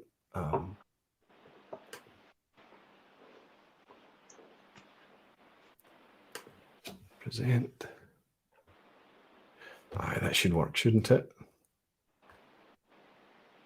Yes, I have it here. Excellent. Era McFault is encouraging me. Go, Roy, go. I think he's encouraging me to write another article. Actually, is saying, these days I'm just happy to see message retracted halfway through reading it. And he's actually, tell me what you were actually going to write there. You can't retract messages halfway through me reading them out. Okay, I think I've got this sorted now. Hopefully, if I do that, we can do a screen share. So obviously, anybody that's seen Is It a Speyside, I've got 10 questions to ask Jason to try and guess what single malt core whiskey he's got, Scotch single malt core whiskey he's got hidden out of sight. It means that anybody that's in the lounge tonight, any of the barflies playing in the background can play along. And the first person to guess what it is, whether it's before or after me, also can win themselves one of these Sniper Coin glass toppers. I send that along to Jason. He'll win one of these as well if he manages to fox me tonight. And anybody that's playing in the chat can win one of these too. So good luck, everybody. And Jason, if you're ready, you've got a single malt Scotch whiskey that's core range and it's widely available everywhere, right? Yes. Okay, I'm surprised that you even own such a thing in your collection. I had to look, and I was going to go raking for one that I actually almost went for a Tomor 14, but I face going to find it. So I actually remembered I had one down here. So yeah, let's see if you get it. Okay, so I know it's not a Tullamore 14 that you've got on hand. Wonderful stuff. That's a wee bonus. Okay, buddy. Good luck to everybody in the chat as well as I start. I've not handicapped myself yet in terms of questions, but I'm going to use the timer tonight just to keep me on my toes. I'm going to set it at 3 minutes starting now. Jason, is it a Speyside? Yes. Oh wow, we're in Speyside. Okay. Does it have an age statement? It does. Okay. Does it belong to one of the big four? That is Pernod Ricard, Diageo, Edrington, or Grant's? No. Oh wow. Age stated. I was listening to the big four list there to make sure. Well, Edrington would be, Speyside would be Macallan. Yeah. Grant's is obviously Balvenie, Kinninvie, Glenfiddich, Pernod Ricard a bunch, Diageo even more of a bunch. So it's not one of those guys. So we're in the realms of age stated, smaller company, or independent. Is it a Glen? It's not. Oh. Okay, I'm less than 2 minutes now. Let me ask.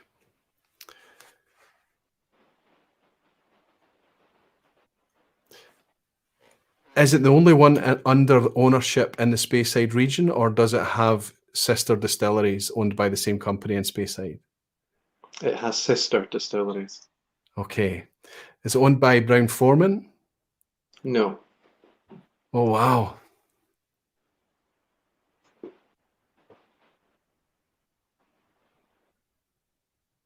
It's not Pernod Ricard. It's not Diageo. It's not Brown-Forman. It's another big company, though. Is it Inverhouse? No.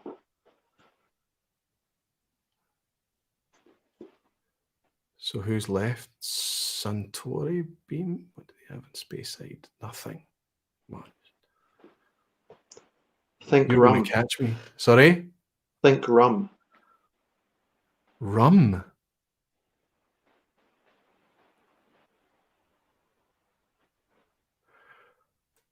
That's for the company.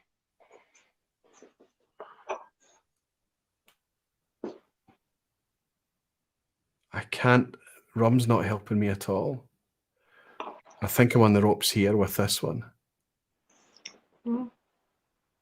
It's got sister companies in Speyside region.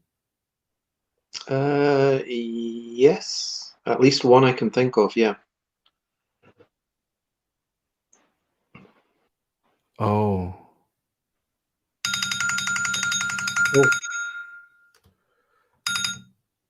Okay.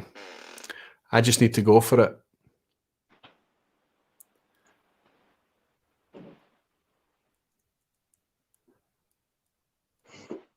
It's one of two. I'm going to guess, but it's got an age statement on it. That helps me a bit. Is it Fettercairn 12? No, you got the age right. Damn. You've beaten me. I'm out of time. What is it? Oh my goodness. Yours. Altmore. Bacardi. Altmore 12. Yeah. Completely missed an entire company. I was going White and Mackay because of Fettercairn and Tam the Villain. But yeah, I thought when you said the big four, I was listening to see if you named them because they are big. But Fettercairn's a Highland. You caught me. You caught me tonight. I should not have. That's ridiculous that I would completely miss that. And it's not the first time that it's been on. Altmore 12. Well done, Jason. Congratulations. You win yourself a sniper coin. Whoever was in the lounge and managed to answer Altmore. I was miles away. Let's pull up the chat. Altmore 12. Whiskey Central got it. Altmore 21. Antony said. Let's have a wee look to see if anybody. Graham Young said Altmore 12. Marty Wong said Altmore 12. Lots of people before him. Kresimir, you Sniper King. Don't tell me that you got it again. He's won, I think, 11 or 12 coins now. Brilliant. It could be Kresimir again. Unbelievable. Oh, it looks like Kresimir thinks it was Peter Box that got it. It was Peter Box that got it tonight. If it was you, Peter, congratulations. Whoever answered first got himself a coin, as did Jason. I'll send this along to you. Are you willing to try it out? Do you fancy doing it in the opposite direction? I've got a bottle here. Yeah, let's do it. Why not? Let's do it. Okay. I've got egg in my face. Not at all. It's fun. We need fun. Aye, that's right. Okay, buddy. I'll pull it up again. 10 questions. You're not under a timer. You can take your time. Or will I put you on the timer? It's up to you. That's up to you. You're running the show. Your first time.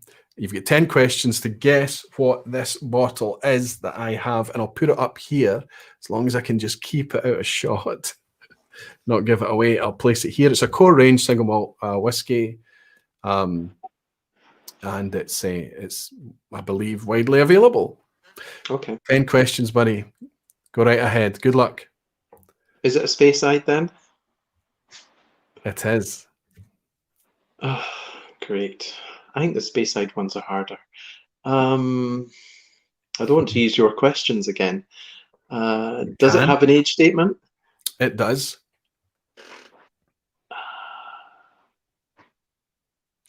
Does it have a livet on it? It does not. Okay. I mean, no, it does not. It doesn't. Okay.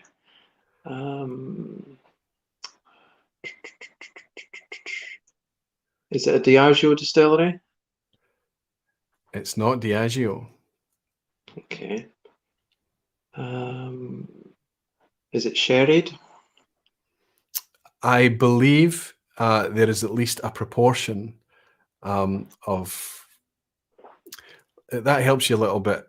Not telling me fully on the label, I don't know for sure, but it's my belief that yes, there is some in there, but not full sherry.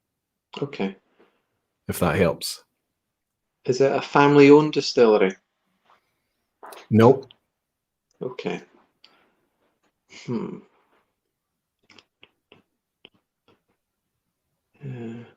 I think the Speyside ones are harder because there's just so many, isn't there? There's so many. Yep. You've got to try and find a way to chop the region up, or exactly. It'd be funny if it was the Altmore 12 again, but yeah.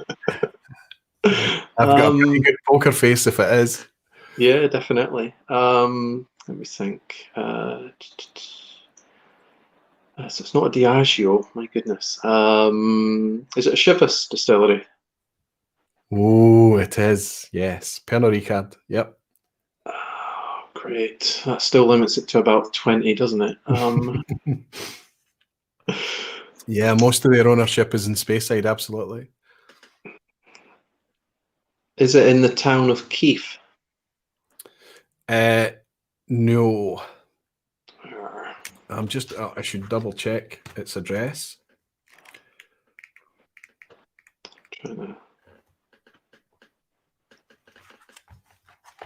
This is tough.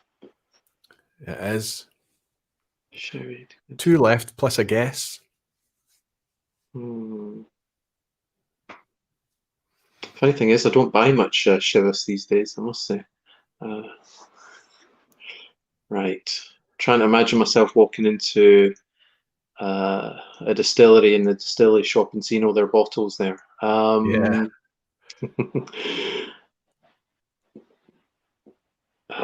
So it could be that. What else could it be?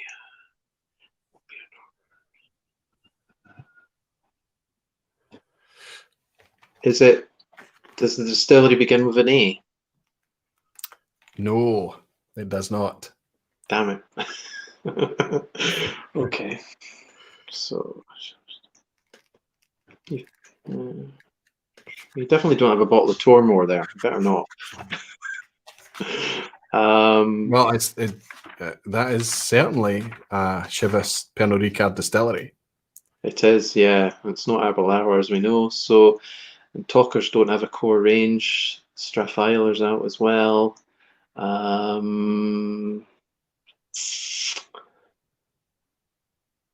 Was the distillery built in the 60s?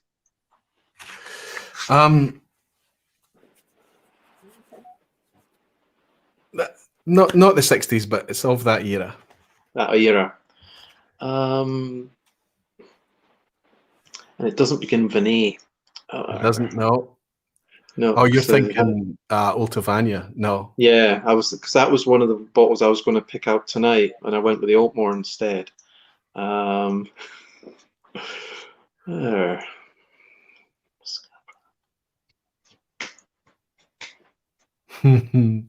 It is, because I'm trying to think of something like Glenbergie, and I'm thinking, do they have a core anymore?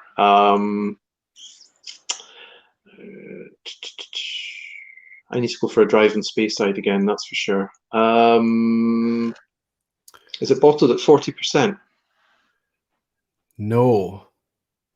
Okay. I'm going to give you a huge clue. You've still got a guess left. I'm going to give you a huge clue. If you went for a drive, there is no doubt you would see this. It would be right in your face, and it's bottled at 48%. Right in your face on a drive.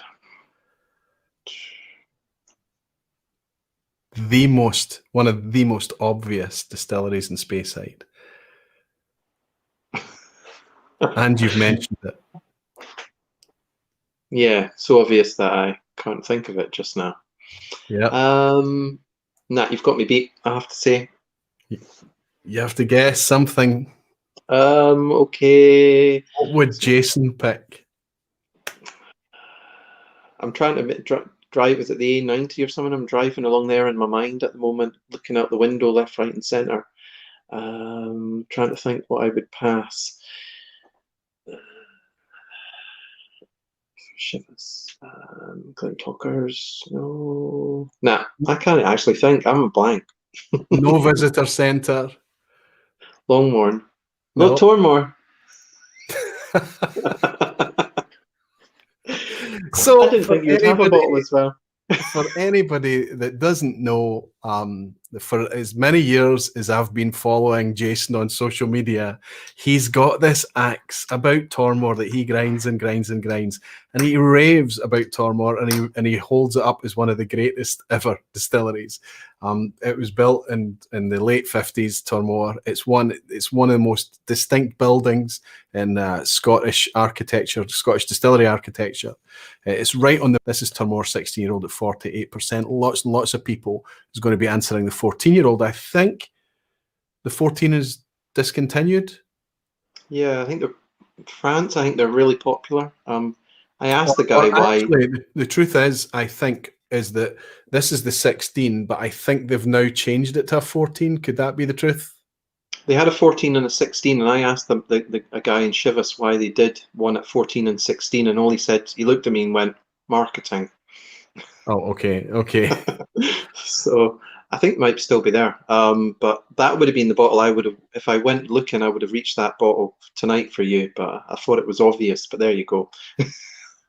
I've just grabbed my trusty Malt Whiskey yearbook, and it says the official bottlings are a 14-year-old bottled at 43% and a 16-year-old, and now we know why they have the 16-year-old, because it's non-chill filtered and bottled at 48%. And it's the 16 that I have. Fantastic. I don't know who managed to answer that in the chat, but I can't believe I held you to account on Tormore.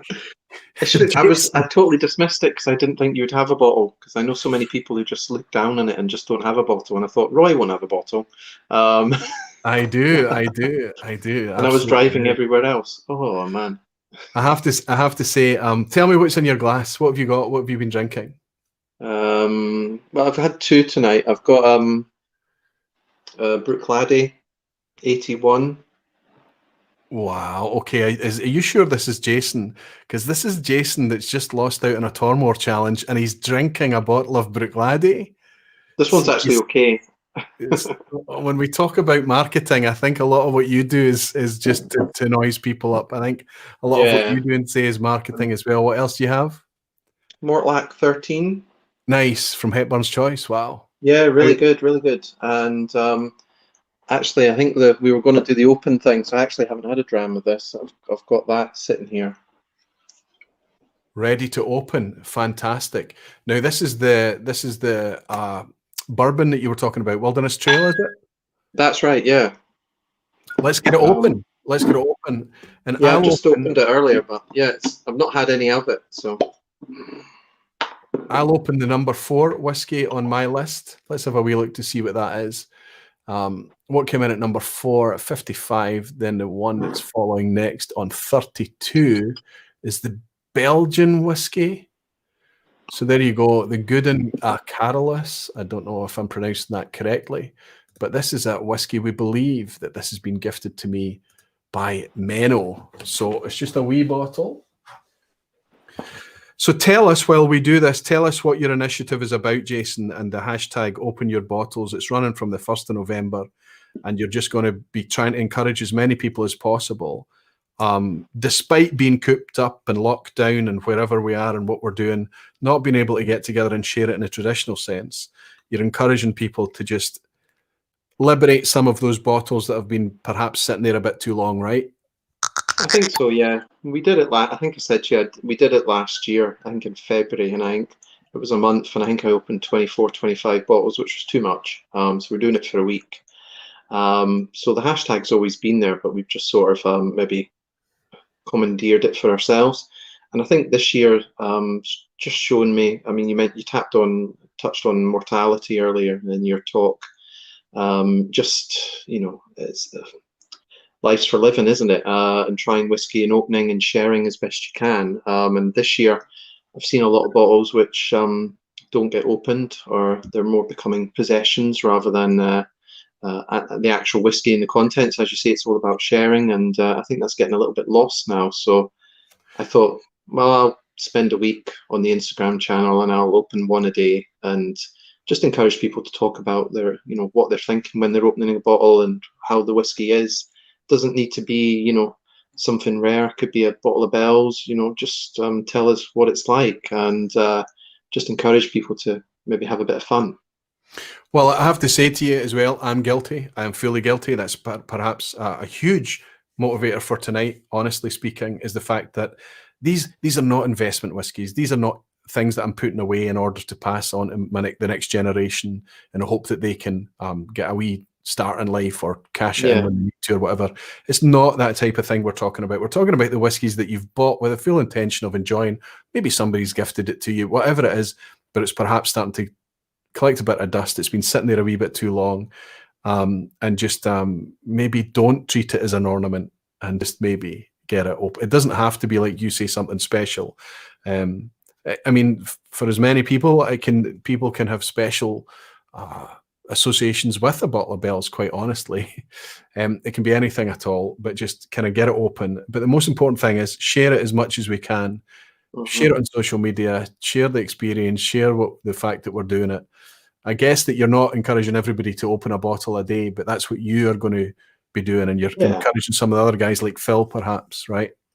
Phil's all, I mean, some people have just come out of the woodwork and they're opening, or they're going to celebrate, or they're going to do some votes, and it's just I guess spreading the word, spreading the love almost. Let Phil open some bottles. He's got some terrible Irish whiskies, so let him do that, and we'll just see where it goes. I'm looking forward to it. And if you're organised, you're technically not opening a bottle a day. You've opened them over maybe a week or two, and you've just taken the pictures, and you've you've just staggered them. Shall we say? Marketing again. Absolutely. Jean de la Cuisine is saying, Jetly, you might get it. Actually, now that I think about it, Roy, as a Scotsman, might be able to pull it off too. What's that? You might get it. I wonder what you mean there, Jean de la Cuisine. I'm not sure. Sorry if I'm not keeping up. Since the lockdown and continuing precautions, have opened a lot of very nice bottles, says Tim Donnerpass Whiskey, and bought too many more. I think that's the thing. Maybe you didn't intend to have a collection, Tim, but you've ended up with a collection. So maybe what you've actually got is a selection. Maybe you just It's not something that you intend to keep just for decorative purposes, for investment or whatever. So maybe, you know, which of those bottles might it be a bit of a celebration during these kind of darker nights, these crazy times, to just kind of, as we say in Scotland, you're a long time deed. Yeah. So, you know, we're mortal, and there's nothing, whiskey does nothing more effectively than reminding you what it is to be mortal, connecting with every one of your senses, reminding you what it is to see, to smell, to hear, even to taste, to enjoy, to feel the whiskey. It's a pleasure. And look at all those bottles potentially you've got sealed with hidden delights inside. Actually, it's saying not discontinued, available at Carrefour. He's probably talking about the Termoir, I think. Drew from Arizona is saying, does it really count if you write what it is after you show us the bottle? Yes, absolutely, it counts. Whoever writes it first gets it. So yes, you would have a point that's maybe down to the fastest person typing the fastest, but that's fine. It's absolutely fine. I thought for a second, I saw a message from Daniel Whiskey. He said, I'm always late working Aqua Vitae. I gave you a wee mention a wee bit earlier, Daniel. And you know what? Since you're here and you're in, I don't have a clean glass. I'm going to get another glass, and I'm going to open one last bottle. I was going to open one of two and keep the other one for another night. I've got an Alabama single malt from Jonathan Flowers. Maybe Jonathan's in tonight, but I was very curious about that. Have you ever heard of an Alabama single malt? Not off the top of my head, no, but Taylor's doing a good job going around these places. So yeah. Well, this is from John Emerald. It's a Alabama single malt whiskey. It was a gift to me from Jonathan Flowers. He also gave me a Detling bourbon as well, but bourbons are off tonight. But since Daniel's in, since I've clocked Daniel, I'm also very curious about this, and I've had this far too long, even longer than the bottle from Jonathan Flowers. Jonathan and his beautiful wife Zan was over here getting married in Scotland last year, and I met with them, and they gifted me those two bottles. But I'm probably knocking on for 18 months, I guess. But this is knocking on for a good bit longer than that, maybe 2 years at least. And this is a bottle from Daniel Whiskey Throttle, who's just joined us in the chat tonight. This is an Odd Society Canadian single malt whiskey. So here we go. Bottle number, I've lost count. That's a very good thing. Bottle number 4, I think, that I'm opening tonight. Maybe 5. There we go. Thank you, Daniel. And thank you, Menno, for the Belgian. I think Canada's doing some great things just now. So, sorry? Canada's doing some great things now. We just don't see enough of it. We don't see enough of it here, absolutely. This Belgian one, I think this is very, very super. This is a very typical bourbon style whiskey. I think you could easily confuse this with being Scotch. I think it's low ABV. It's down at 40, 43 or something. No, it's 46. It's 46. That's on the back of the cast strength stuff I've been sipping, obviously. And it does actually say in the label that it's colouring free and non-chill filtered. This is the Good and Carolus. This is from, I forget the name of the distillery. Can you just about make that out? Yeah. No, I don't think you've reviewed this one, have you? Sorry, go ahead. Owl Distillery. Is it the one they got Cappadonna? No, this is from Owl. This is from Het Anchor. Het Anchor. Brewery Het Anchor. Of course, I'm making a mess of the pronunciation and apologise to Menno, but it's quite soft and round and very oaky. Sweet oak. I think there's a lot of first fill bourbon in this. Maybe even a wee bit of virgin oak. I must say, European distilleries a couple of years ago, you probably look down upon them now, but they're equal, if not better, than many Scottish distilleries. I think there's nothing better. Nothing's going to make sure that the Scots distilling industry stays on its toes more than all these international distilleries really bring in good quality. My friend Aaron McFault has just said that the name of the distillery is Het Anchor. Tom is in as well, saying distillery Het Anchor. Thanks, Tom. Tombular bells. Jimmy Lake is saying, JJ, thanks for stumping Roy. Fantastic. They stumped me as well with Tormore, so there you go. I never thought you'd have a bottle of Tormore. Oh, there you go. I've actually got an independent Tormore through there as well. I have to say, I'm still trying to get my head around Tormore. Maybe you'll convert me one day, but it's not happened yet, my friend. It's not happened yet. Me and Andy will. We'll definitely will. That's for sure. Here to Jimmy Legg, my friend over there in Canada. Thank you very much for your virtual dram. And thanks to my good friend, Whiskies John Wayne, Daniel Whiskey Throttle over there in Alberta. Slanjava. Cheers.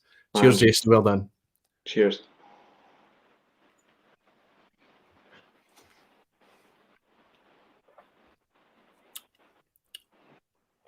Completely different thing altogether. The first thing, okay, neck pour, first thing that happened there was a kind of real salt and vinegar thing that happened. So it was very spirity, and then it came at this rush of kind of sweet and sour. Oh, there's some kind of dairy, quite lactic notes in this as it develops on the finish. It's like a creamy thing. You might almost think it's almost like a bit of a fruit yogurt or something. This is completely different take on whiskey again. This is Canadian single malt, 43% ABV. Odd Society. It's British Columbia. They're located in British Columbia. I think they're distilling. This isn't like a limited. Sorry, this is an independent bottler. I think they are genuinely a distiller. The book again. Odd Society Spirits, yeah, they are. Page 242 in my trusty malt whiskey yearbook. Vancouver. First whiskies from the distillery in 2018. Some of them are matured in ex-maple syrup casks. And some of it's smoked with maple wood. I don't think this is either of those. I'm not getting much of that syrupy thing, and it's definitely not smoked. Wow. No dram that I have tried tonight resembles the previous dram in any way, other than a vague notion that it's whiskey and it's kind of these kind of shades of color. Quite amazing, quite amazing. There's just never been a better time to be interested in whiskey, I think. If you're passionate about whiskey, if you're seeking the next profile, the next experience, the next epiphany, I don't think we've ever had it so good. We could argue whether the quality is better now versus how it used to be, but in terms of raw variation, I don't think it's ever been like this, right? It's amazing choice at the moment. I mean, to give you an extreme example, this year, Alexandra sent me whiskey that was distilled using the secretions of glands from a beaver butt, which was just bizarre. What was that on the 1st of April? No, proper whiskey. Beaver butt whiskey.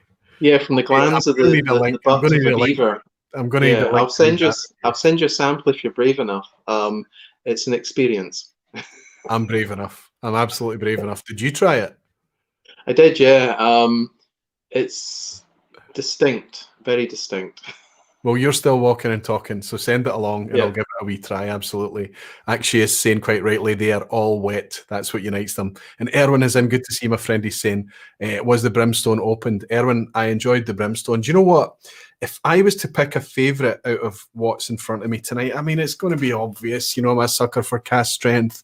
I love the vibrance. I love the power and the weight of cask strength whiskies.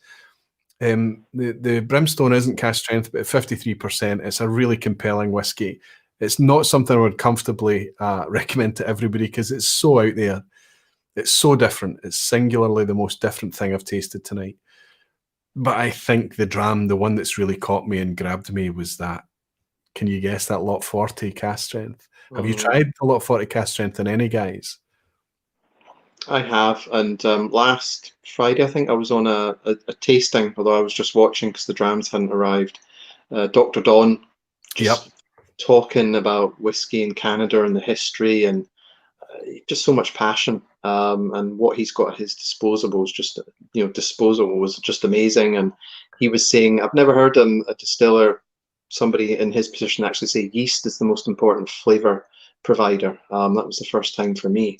So much science, so much to think about. It was just really great just to watch a guy with so passionate about what he's doing and putting together. I think one of the most deep dives I've ever done into the production of whiskey was a Don Livermore tasting in Frankfurt last year. I mean, he was really going into the science, the molecules, everything. But it was also interesting to hear his take and his opinion and what he's striving for in Canadian whiskey.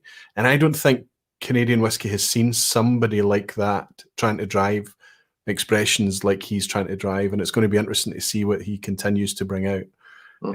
If you're interested, I don't know if you have any on hand, but I'd be happy to put a decent sized sample along of this cast strength lot 40, because I think it's as far as rye whiskey goes, I think it's a peach. I think they're doing great stuff. What I've had, I'll have to check my samples I've got upstairs, but I'm looking forward to just trying some more of what they're doing and what he's putting together, because his heart's totally in it, I think, and he knows what he's talking about. Fantastic. Listen, buddy, we're 2 hours in and I've got a quiz to do. Are you able to stay for the quiz, or are you up early in the morning? Kyle gets me up at 4 or 5 a.m. He's been doing that since February. So, I mean, what's sleep now? I don't know. That's how you're able to achieve as much as you do, because you don't sleep. You're a machine. Fantastic. Let's get the quiz underway then. Let's rattle through it as quickly as we can. I appreciate to everybody that's hanging out right till the end. Thank you so much for hanging out with us. Thank you for staying till the end. I do have a quiz tonight. It is about world whiskies. I have tried to keep the questions in check. There might be a couple of tricky ones, of course, but I think it's quite an easy one tonight. Let's see how everyone gets on with it. Thanks to everybody for staying with us to this point in time, and good luck with the quiz at the end. Multiple choice as always. Even the chimps get 33% score on the quiz. You're going to play along, Jason, right? Oh, definitely. Okay, question 1. The SWA famously pursued a Canadian producer for use of which brand? Let's softball it at the beginning. The SWA, the Scotch Whisky Association, took issue with A, Glenavon, B, Glenora, or C, Glenbretton. Which brand? This was a couple of years ago, wasn't it? I think. Graham Fraser is having a laugh. We need a session on yeast influence, Roy. It's really funny. I spoke to Michael Henry at Loch Lomond, and I said, look, there's a lot of people really interested in talking about yeast, and we just kind of laughed about it. Just how would you advertise that? How would you talk about it? How would you? But if people are interested, I suppose it might be a nice thing. Dirty Dog is saying, I was gifted a bottle of Matsui malt whiskey, the Kurayoshi 18 Japanese whiskey at 50% ABV for my birthday, and opened it. Wow, a challenging, flavorful whiskey with water. Glad you're enjoying it. I've not connected in a long time with Japanese whiskey just because of the pricing issue. What would you say, Jason? A, B, or C? I was saying this was a couple of years ago, but I'll go B. You would be right that was the distillery, but the brand was Glenbretton. I thought it was French. They brought out Glenora Distillery in Nova Scotia, brought out a product called Glenbretton, and it's the SWA. Canadian authorities actually upheld their argument and said that they were right and they weren't allowed to use Glenbretton. But they challenged it and they went up the ladder a little bit, and the higher courts in Canada turned it around and chased the SWA and told them that no, Glenbretton is perfectly acceptable for, especially in a province called Nova Scotia, New Scotland. It's perfectly understandable that they would have glens everywhere. And quite rightly so. They put a big red maple leaf on the bottle, and it's pretty easy to define what a thing is rather than just by its name, I suppose. Anyway, Glenbretton was the answer. If you answered C, good luck. Well done. Question 2. Mirador is a special release from Balcones. I held a bottle up earlier. But what is it? What is Mirador from Balcones? They do a lot of things. They do rye, they do bourbon, they do whiskey, they do... Is it A, Texas single malt whiskey? Is it B, a peated single malt whiskey? Or C, Texas pot still bourbon? What is their Mirador expression? Have you tried their Mirador, Jason? No, actually, that's one I haven't tried recently. I was just thinking as well when you mentioned them earlier, we haven't done a Balcones for a while.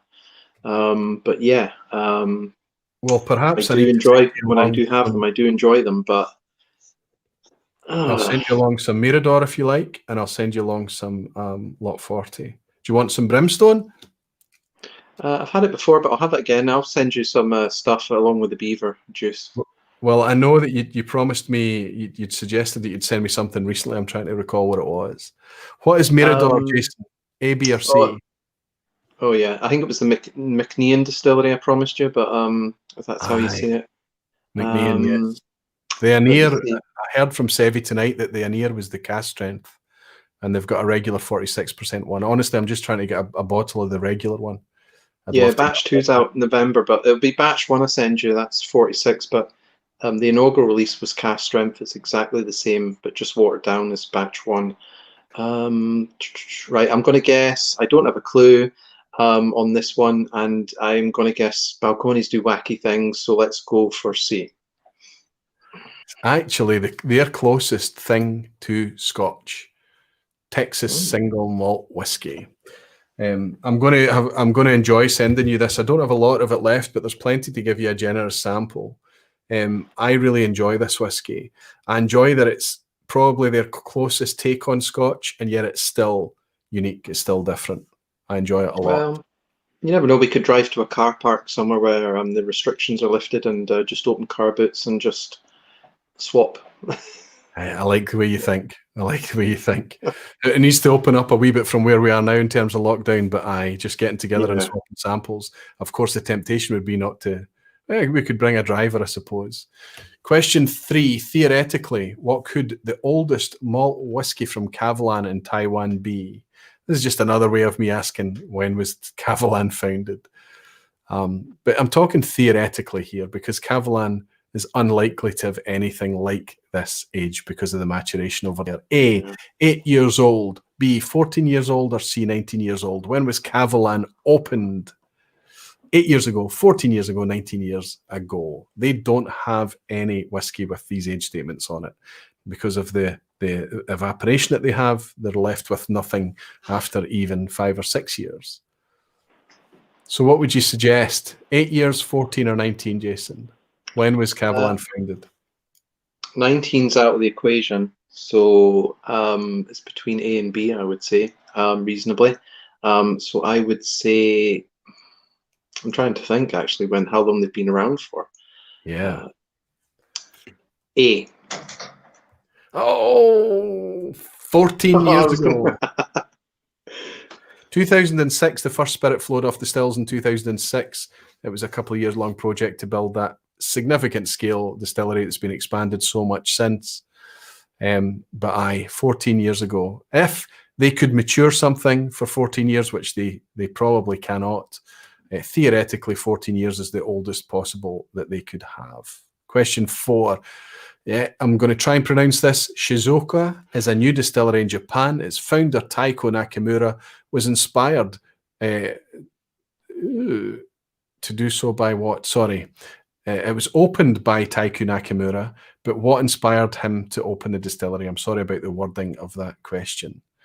Was it A, a vivid dream that inspired him to open a distillery in Japan? Was it B, a sip of Black Bamor? Or was it C, a visit to Islay? Something inspired Taiko Nakamura to open the Shizuoka distillery in Japan. Which was it?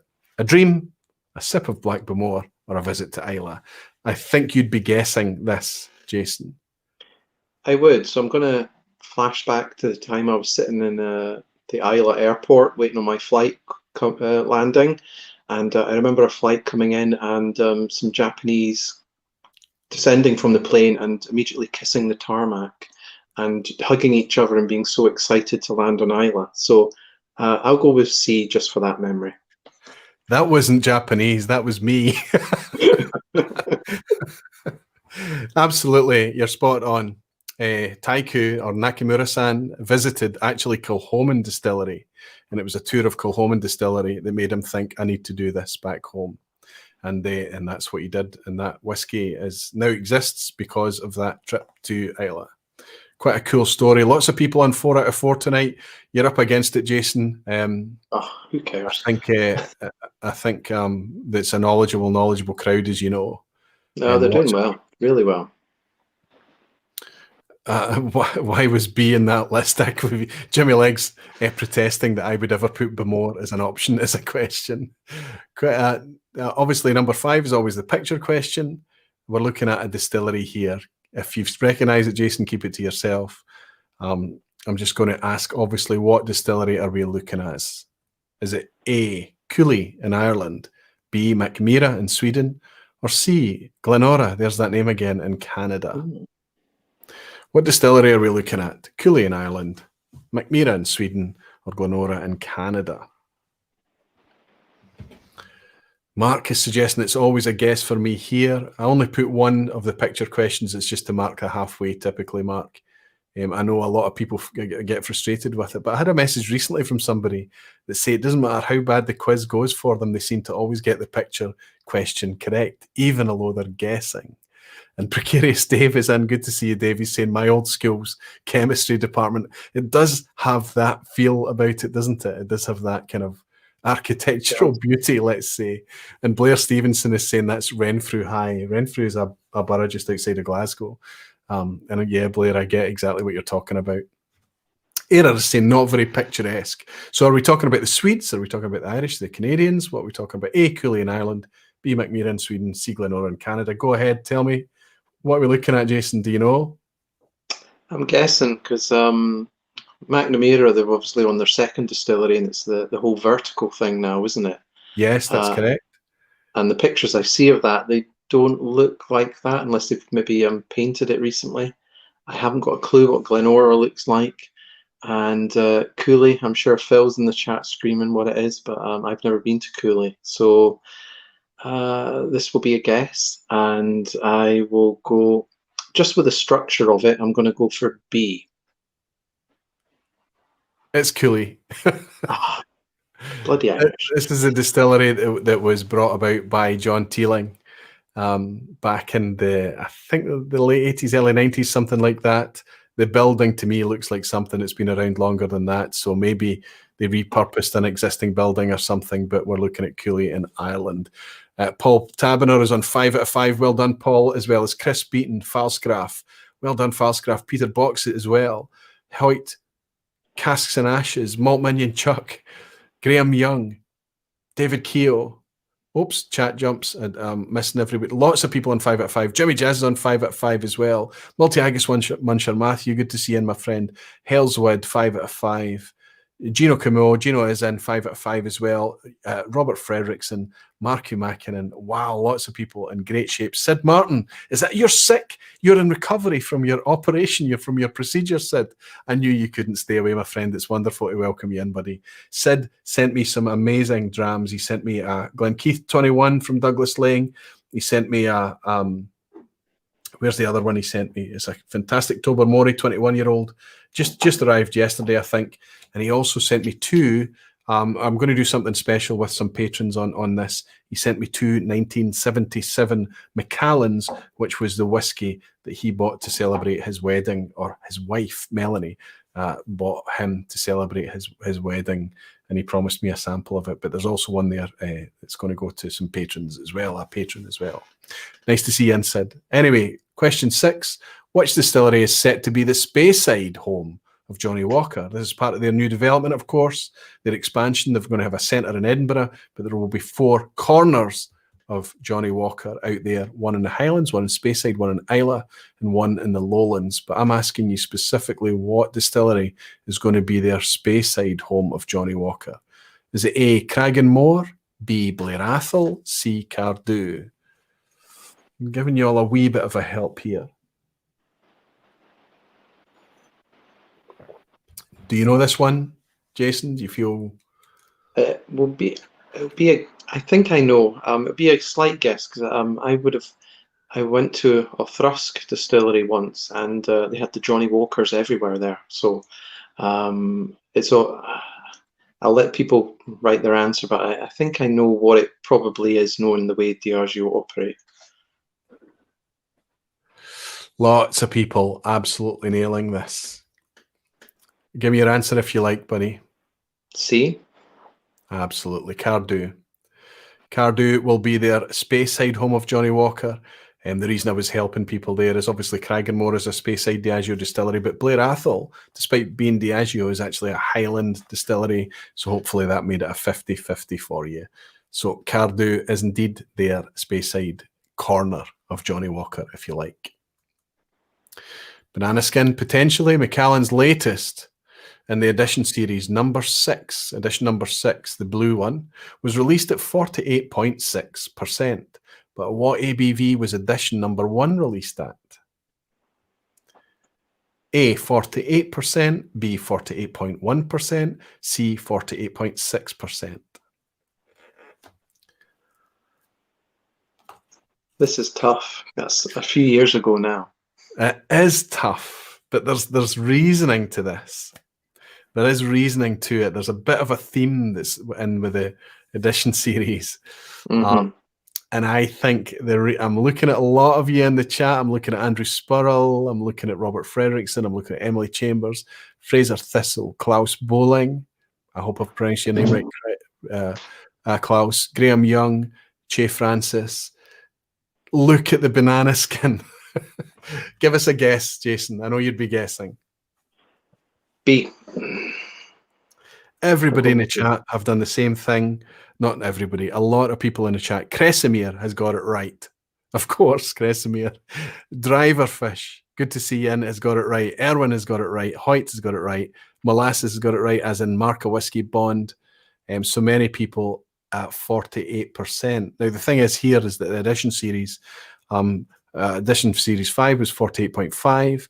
48.4 for the edition 4, 48.3 for the edition 3, you go backwards. But the edition 1 was just straight 48%. Interestingly, if you check on the Macallan website, even the folks that are marketing at Macallan think it's 48.1%. But no, edition 1 was 48 point, or just 48%. I think the 0.2, 0.3, 0.4 going along with the edition series releases was an afterthought, honestly. So there you go. Interestingly, Rob, Whiskey in the Six, and Jeremy on the Whiskey in the Six and Sipper Social Club podcast, Whiskey Rant, they brought up this very topic in maybe the last 2 or 3 weeks. Question 8. Which of these is not a malt from the African continent? This is not an African malt. A, Bain's Cape Mountain Whiskey. B, Devlin Single Malt Whiskey. C, Three Ships 10-year-old Single Malt. I'm looking for something in those three that is not a malt from the African continent. The Banana Skin is in play again. This is potentially a Banana Skin, and you need to factor that into your answer.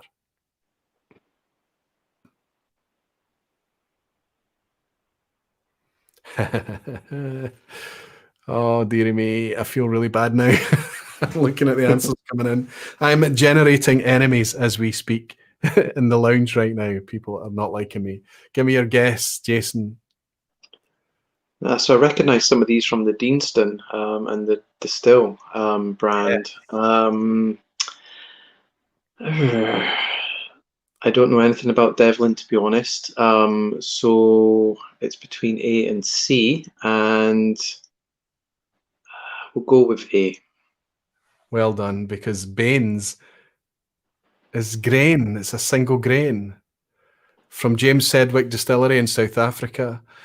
Devlin is a single malt whiskey, thanks to Luna Aaron and some other folk for mentioning it this week.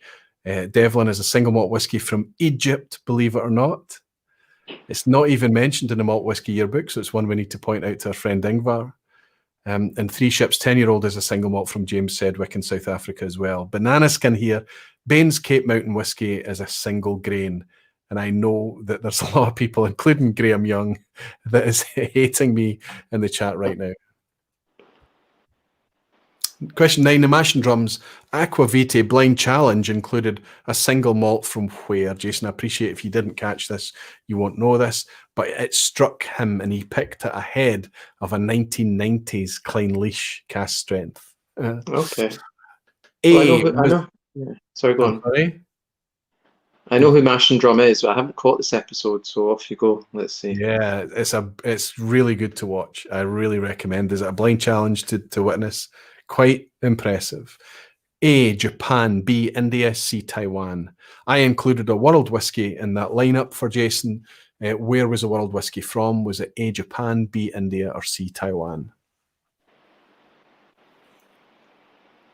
Second from last question.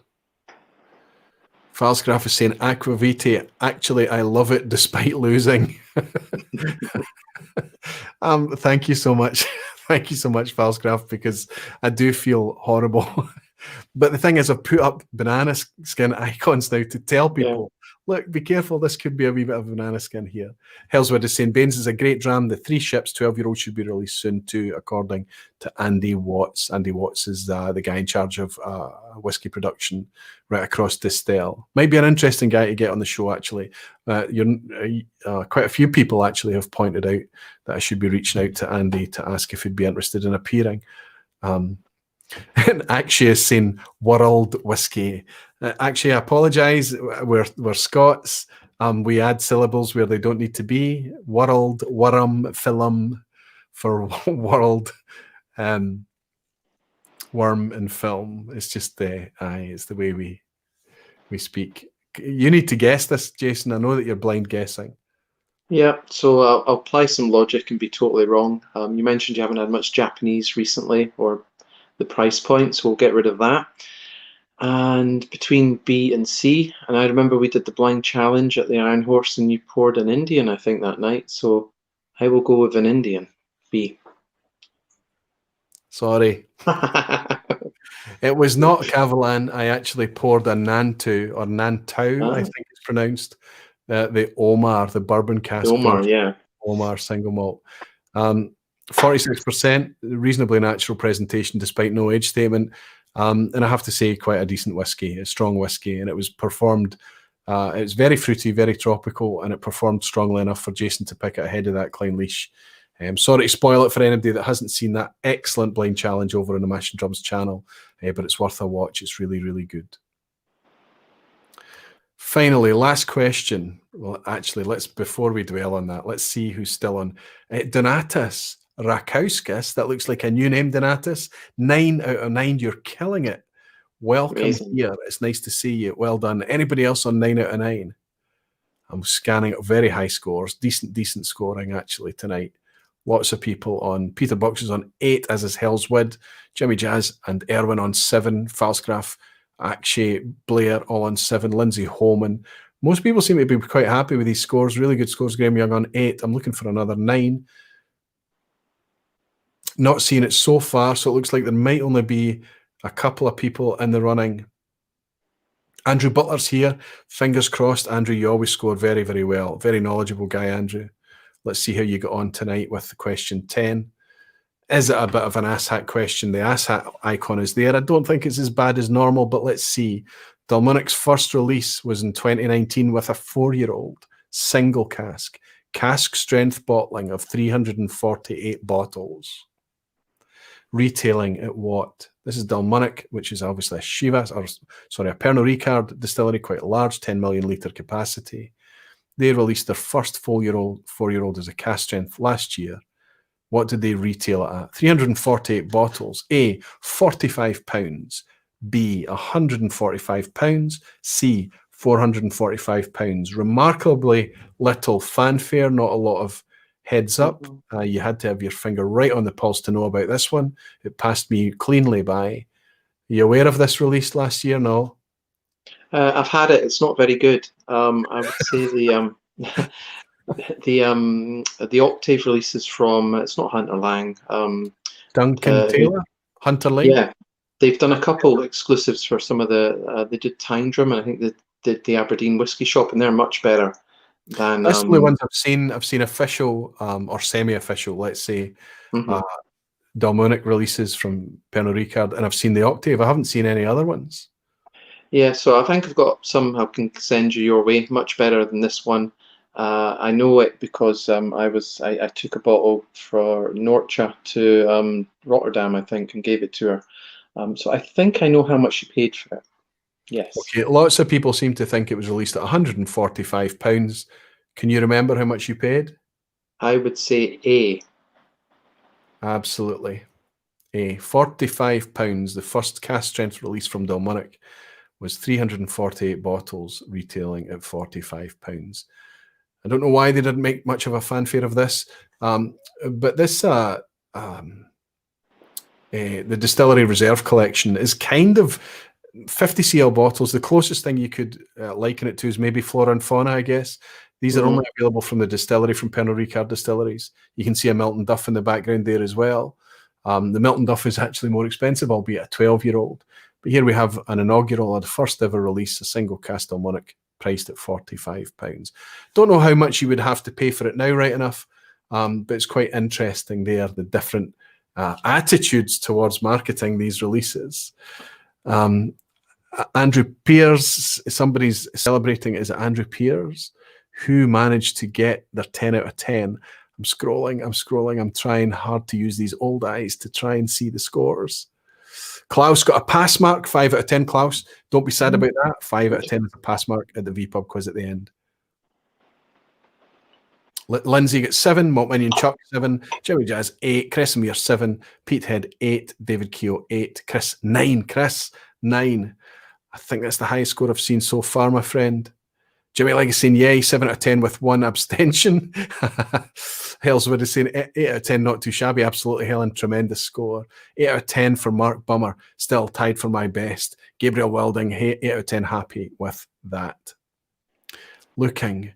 Multi-Haggis Muncher got a 10 out of 10. You star, Matthew. Well done to you. Absolutely well done to you. And Donatus managed his 10 out of 10, and so did Andrew Butler. So there we go, a three-way tie to take the honours tonight. 10 out of 10 to those three guys. Tremendous stuff. Very well done indeed. Lots of good scoring. I hope you enjoyed that wee World Whiskey quiz tonight. It was a bit of fun for me. I apologise to everybody. Still 166 of you in, despite it being 12:15 at night. Listen, I appreciate everybody that's stayed till this. I don't know why these shows run over like they do, especially when it's mostly me doing the talking. And I appreciate everybody that picks it up on the replay and listens to it podcast style as well. It's very, very valuable to me, and I thank you very, very much for it. Jason, thanks for dropping by. Thanks for hanging out with us for a wee while. Congratulations on the strength to strength at Malt Review. It's tremendous stuff. It really is. And it's testament to, I think, you especially, but you and your team's hard work, honestly. Best of luck with your initiative for next week as well. And congratulations for winning your glass topper. Don't leave. If you've got time, hang around and I'll have a wee bit of a debrief with you after I kill the stream. But I'll raise a glass to you. I'm going to raise my favourite dram tonight. I'll raise a glass of this Lot 40 cast strength, and I'll say thanks for joining us. Jason, Julia, cheers. Thank you. Cheers. Thanks for having me. Thank you, buddy. For anybody that's trying to follow Jason, obviously you can follow Jason through Malt Review. Malt-review.com is he's the editor of that independent, fully independent website. It's run on Patreon. It's a wonderful model. It means that they can keep their own independence and integrity that way. You can also follow him through Whiskey Rover. You can follow him on Malt Official on social media channels as well. You might be surprised just how productive a guy he is. He puts out a lot of content. I hope that I bump into some of you beautiful whiskey folk and dedicated barflies in the upcoming tastings. If not, you will be able to catch me a week from now. I'll be doing a live stream to celebrate Arran, 25 years of Arran. James MacArthur from Arran, James McTaggart from Arran has agreed to come on and talk about, hopefully we'll be able to involve Andy Bell as well, to talk about his time in whiskey, to talk about the amazing things that's been achieved at Arran, despite the fact that it's the oldest of the new distilleries now. We sometimes forget that those guys were once a very new distillery. Very strange thing it was at one point as well. Really looking forward to welcoming James onto the stream a week from now. 2 weeks from now, it looks like it's going to be Roddy. Finally, we've tied down a date that works for Roddy, and he's going to come on. We're hoping that we can talk about spirit versus cask, a really super interesting subject, and we can exchange some blind samples and things as well. I'm also in talks to try and work out a good guest to bring on to talk about malt whiskey when it's blended malt. I hate using the word blended. I just prefer to call it malt whiskey.